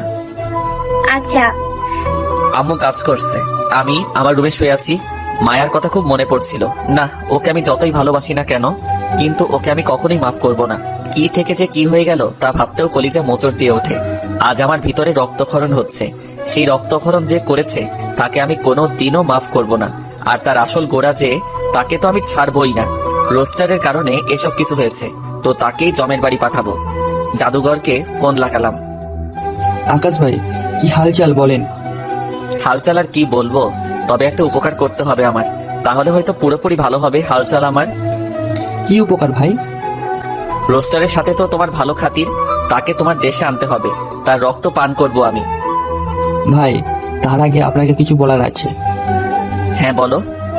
রোস্টার গতকাল আমায় ফোন দিয়েছিল। সে বলল আমি যাতে তার পক্ষে চলে যাই, তার পক্ষে গিয়ে আপনাকে শেষ করি। কিন্তু আমি ভালো মন্দ কিছুই বলিনি, কারণ যার নুন আমি খেয়েছি তার সাথে কোনোদিন এই গুটিবাজি আমি করতে পারবো না। তার মানে রোস্টারও এক দফা আমার সাথে খেলতে চায়? হ্যাঁ ভাই। ওকে, সমস্যা নাই, সে খেলার আগে আমি খেলে দিব। তুমি শুধু তাকে ফুসিয়ে ফাঁসিয়ে দেশে আনো, তারপরে খেলাটা আমার উপর ছেড়ে দাও। ওকে ভাই, আমি রোস্টারের সাথে হাত মিলিয়ে ওকে দেশে আনার ব্যবস্থা করছি। ওকে। তারপর ফোন রেখে দিলাম। ফোন রাখতে না রাখতেই অন্য একটা নাম্বার থেকে ফোন আসে। নাম্বারটা চেক করে দেখি মায়ার নাম্বার। ফোনটা রিসিভ করে, কি জন্য আমায় ফোন দিয়েছো? আকাশ, আমার খুব কষ্ট হচ্ছে, বিশ্বাস করো, তোমায় ছাড়া নিজেকে খুব একা একা লাগে। কেন যে তোমার সাথে অমনটা করতে গেলাম, আজ তার ফল ভোগ করতে হচ্ছে আমার। যেরূপ কর্ম করবে সেরূপ ফল তো অবশ্যই পাবে। আকাশ প্লিজ, তোমার দুটো পায়ের পড়ি, আমি শেষবারের মতো একটা সুযোগ ভিক্ষা দাও। শারীরিক কষ্ট পেলে হয়তো মনটাকে বুঝ দিতে পারতাম, কিন্তু এখানে তো মনটাকে কষ্ট দিয়ে পচিয়ে ফেলেছো তুমি। সেই মন তোমার উপরে বসাবো কি করে আমি? আকাশ, আমি ভালোবাসা দিয়ে তোমার মনটাকে আবার আগের ন্যায় করে দিব।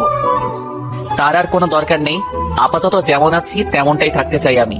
আর আমার জীবনে তোমার মতন মেয়ের আর কোনো দিন জায়গা হবে না। আকাশ, আমি হাল ছাড়বো না, তোমায় আমি নিজের করেই ছাড়বো। খোদার কাছে দুহাত তুলে তোমায় ভিক্ষা চাইবো, তিনি তো আমায় খালি হাতে ফিরিয়ে দিবেন না। যা করার করো, যে কষ্ট দিয়েছো আমায় সেটা তোমার খোদাও দেখেছে, হয়তো কোনোদিন তোমার দোয়া কবুল হবে না। এবার রাখলাম ফোন বলে মুখের উপরে ফোনটা রেখে দিলাম। সবকিছু থেকে ব্লক করে দিয়েছি তাকে। পরের দিন সকালবেলা উঠে ফ্রেশ হয়ে নিলাম। আম্মু নাস্তা লাগিয়েছে, সেটা খেয়ে দিয়ে কলেজে চলে গেলাম। কলেজে গিয়ে শুনি আজ নাকি ক্লাস হবে না। মায়া নাকি আজ কলেজে প্রিন্সিপালের সাথে অনেক হাঙ্গামা করেছে আমার জন্য, আবার আনিকাকে নাকি পিটুনিও দিয়েছে সে। মেজাজটা পুরো বিগড়ে গেল। না, মায়াকে শিক্ষা দেওয়া উচিত। মায়ার খোঁজ করতে লাগলাম। অবশেষে গিয়ে দেখি মায়া ক্লাসরুম বন্ধ করে বসে আছে। মায়া, দরজা খোলো। কথা মতন মায়া দরজা খুলে দেয়। কি শুরু করেছো তুমি? হ্যাঁ, প্রিন্সিপালের সাথে নাকি আমাকে নিয়ে হাঙ্গামা করেছো, আবার আনিকাকেও মেরেছো? হ্যাঁ করেছি, কারণ সেই লোক তার মেয়ের সাথে তোমার বিয়ের কথা কেন বললো? আর আনিকাকে মেরেছি সে তোমার সাথে গতকাল চিপকিয়ে কেন ছিল? সেটা আমার ব্যাপার, তোমার তো এখানে কোনো ফাংশন নেই। নেই মানে অবশ্যই আছে, তুমি শুধু আমার। তোমাকে আমি আর কারো হতে দেব না, দরকার হয় এর জন্য আরো পদক্ষেপ আমি নিব। তুমি আসলেই মানুষটা মায়া, তোমার মধ্যে মনুষ্যত্বের কোনো কিছুই নেই। তুমি নিজের স্বার্থের জন্য মানুষের খুন করতে পারো, তুমি নিজের ফায়দার জন্য মানুষের মনে আঘাতও দিতে পারো। আজকে যা করলে তারপর তো তোমার উপর থেকে আমার সমস্ত ভালোবাসা উঠে গেছে।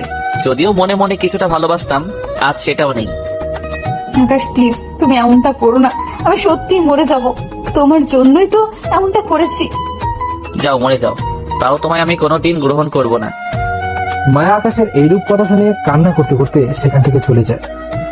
আজ 1 মাস মায়া ক্লাসে আসে না। মোটামুটি আমিও তাকে ভুলে গেছি। ক্লাসের সবার সাথে মোটামুটি ভালো বন্ধুত্ব হয়ে গেছে আমার। মোটামুটি দিনকাল ভালোই কাটছিল, অনেক কয়টা বেস্ট ফ্রেন্ড হয়েছে আমার। হঠাৎ একদিন সকালবেলা আমার এক ক্লাসমেট সাইমা এসে আমায় বলে, আকাশ তুই কি কিছু জানিস? কি জানবো আমি?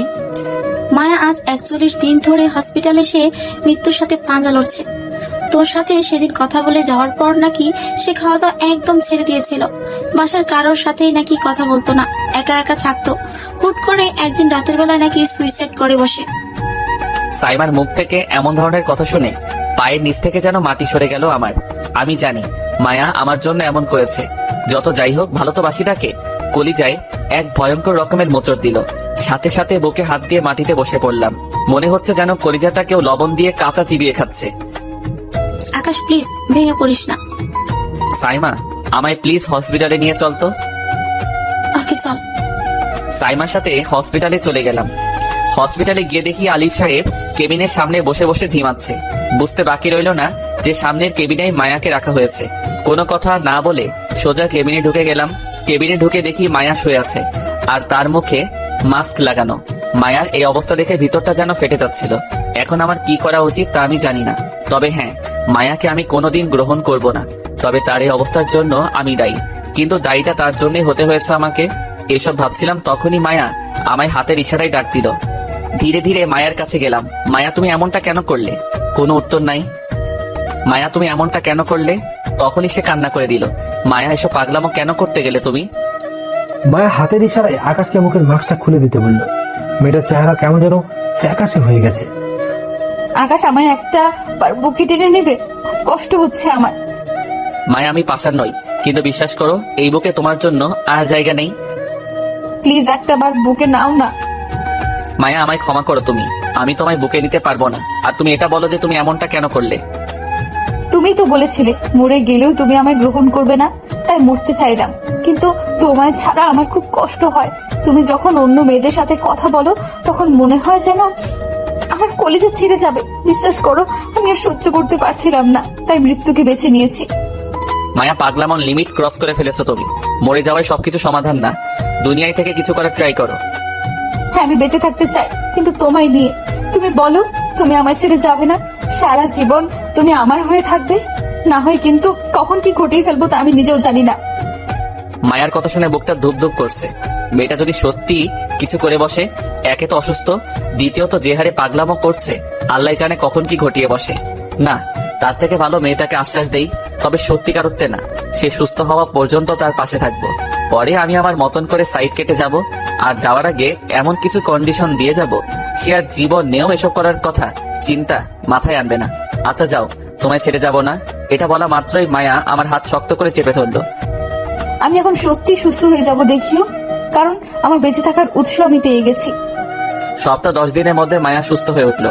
তাকে পুরোপুরি ভালোবাসা দিয়ে সুস্থ করে তুললাম। তবে আমার মনে অন্য কিছুই চলছে। এখন শুধু মনের ভাবনাটাকে বাস্তবায়নের পালা। মায়া এখন পুরোপুরি সুস্থ। একটা চিঠি লিখে মায়ার হাতে ধরিয়ে দিলাম।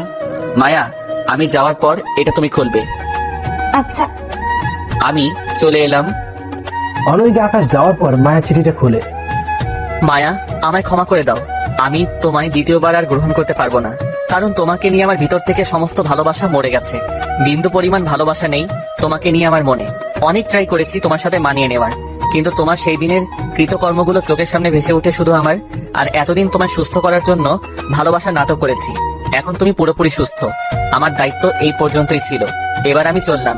আর একটা কথা, তুমি যদি সত্যি আমাকে ভালোবাসো তাহলে কোনোদিন আর উল্টাপাল্টা কিছু করবে না। তুমি ভালোবাসার কসম দিলাম তোমাকে। আজ থেকে নিজেকে গুছিয়ে নাও। উপরওয়ালা হয়তো তোমার সাথে আমার জোড়া লিখে রাখেনি, তাই হয়তো তোমার আর আমার মিলন হবে না। তবে যদি উপরওয়ালা লিখনে তোমার আর আমার মিলন থাকে তাহলে অবশ্যই আমি তোমার হব।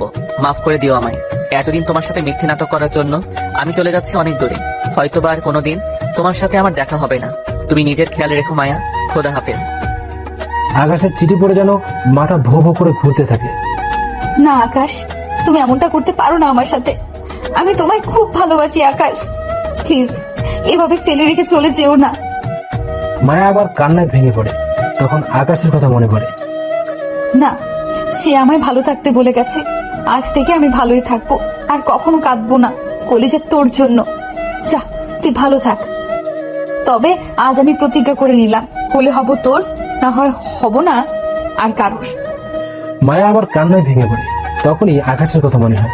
অন্যদিকে আকাশ বাসায় চলে যায়। সে সমস্ত যোগাযোগ অফ করে দিয়েছে মায়ের সাথে। কলেজও পরিবর্তন করে নিয়েছে সে। তবে আকাশের বাসার ঠিকানা মায়া জানে না, তাই আর চাপ নেই। খুব কান্না পাচ্ছে মায়ার জন্য, কিন্তু কি করব? কষ্টটাও যে সে খুব করে দিয়েছে।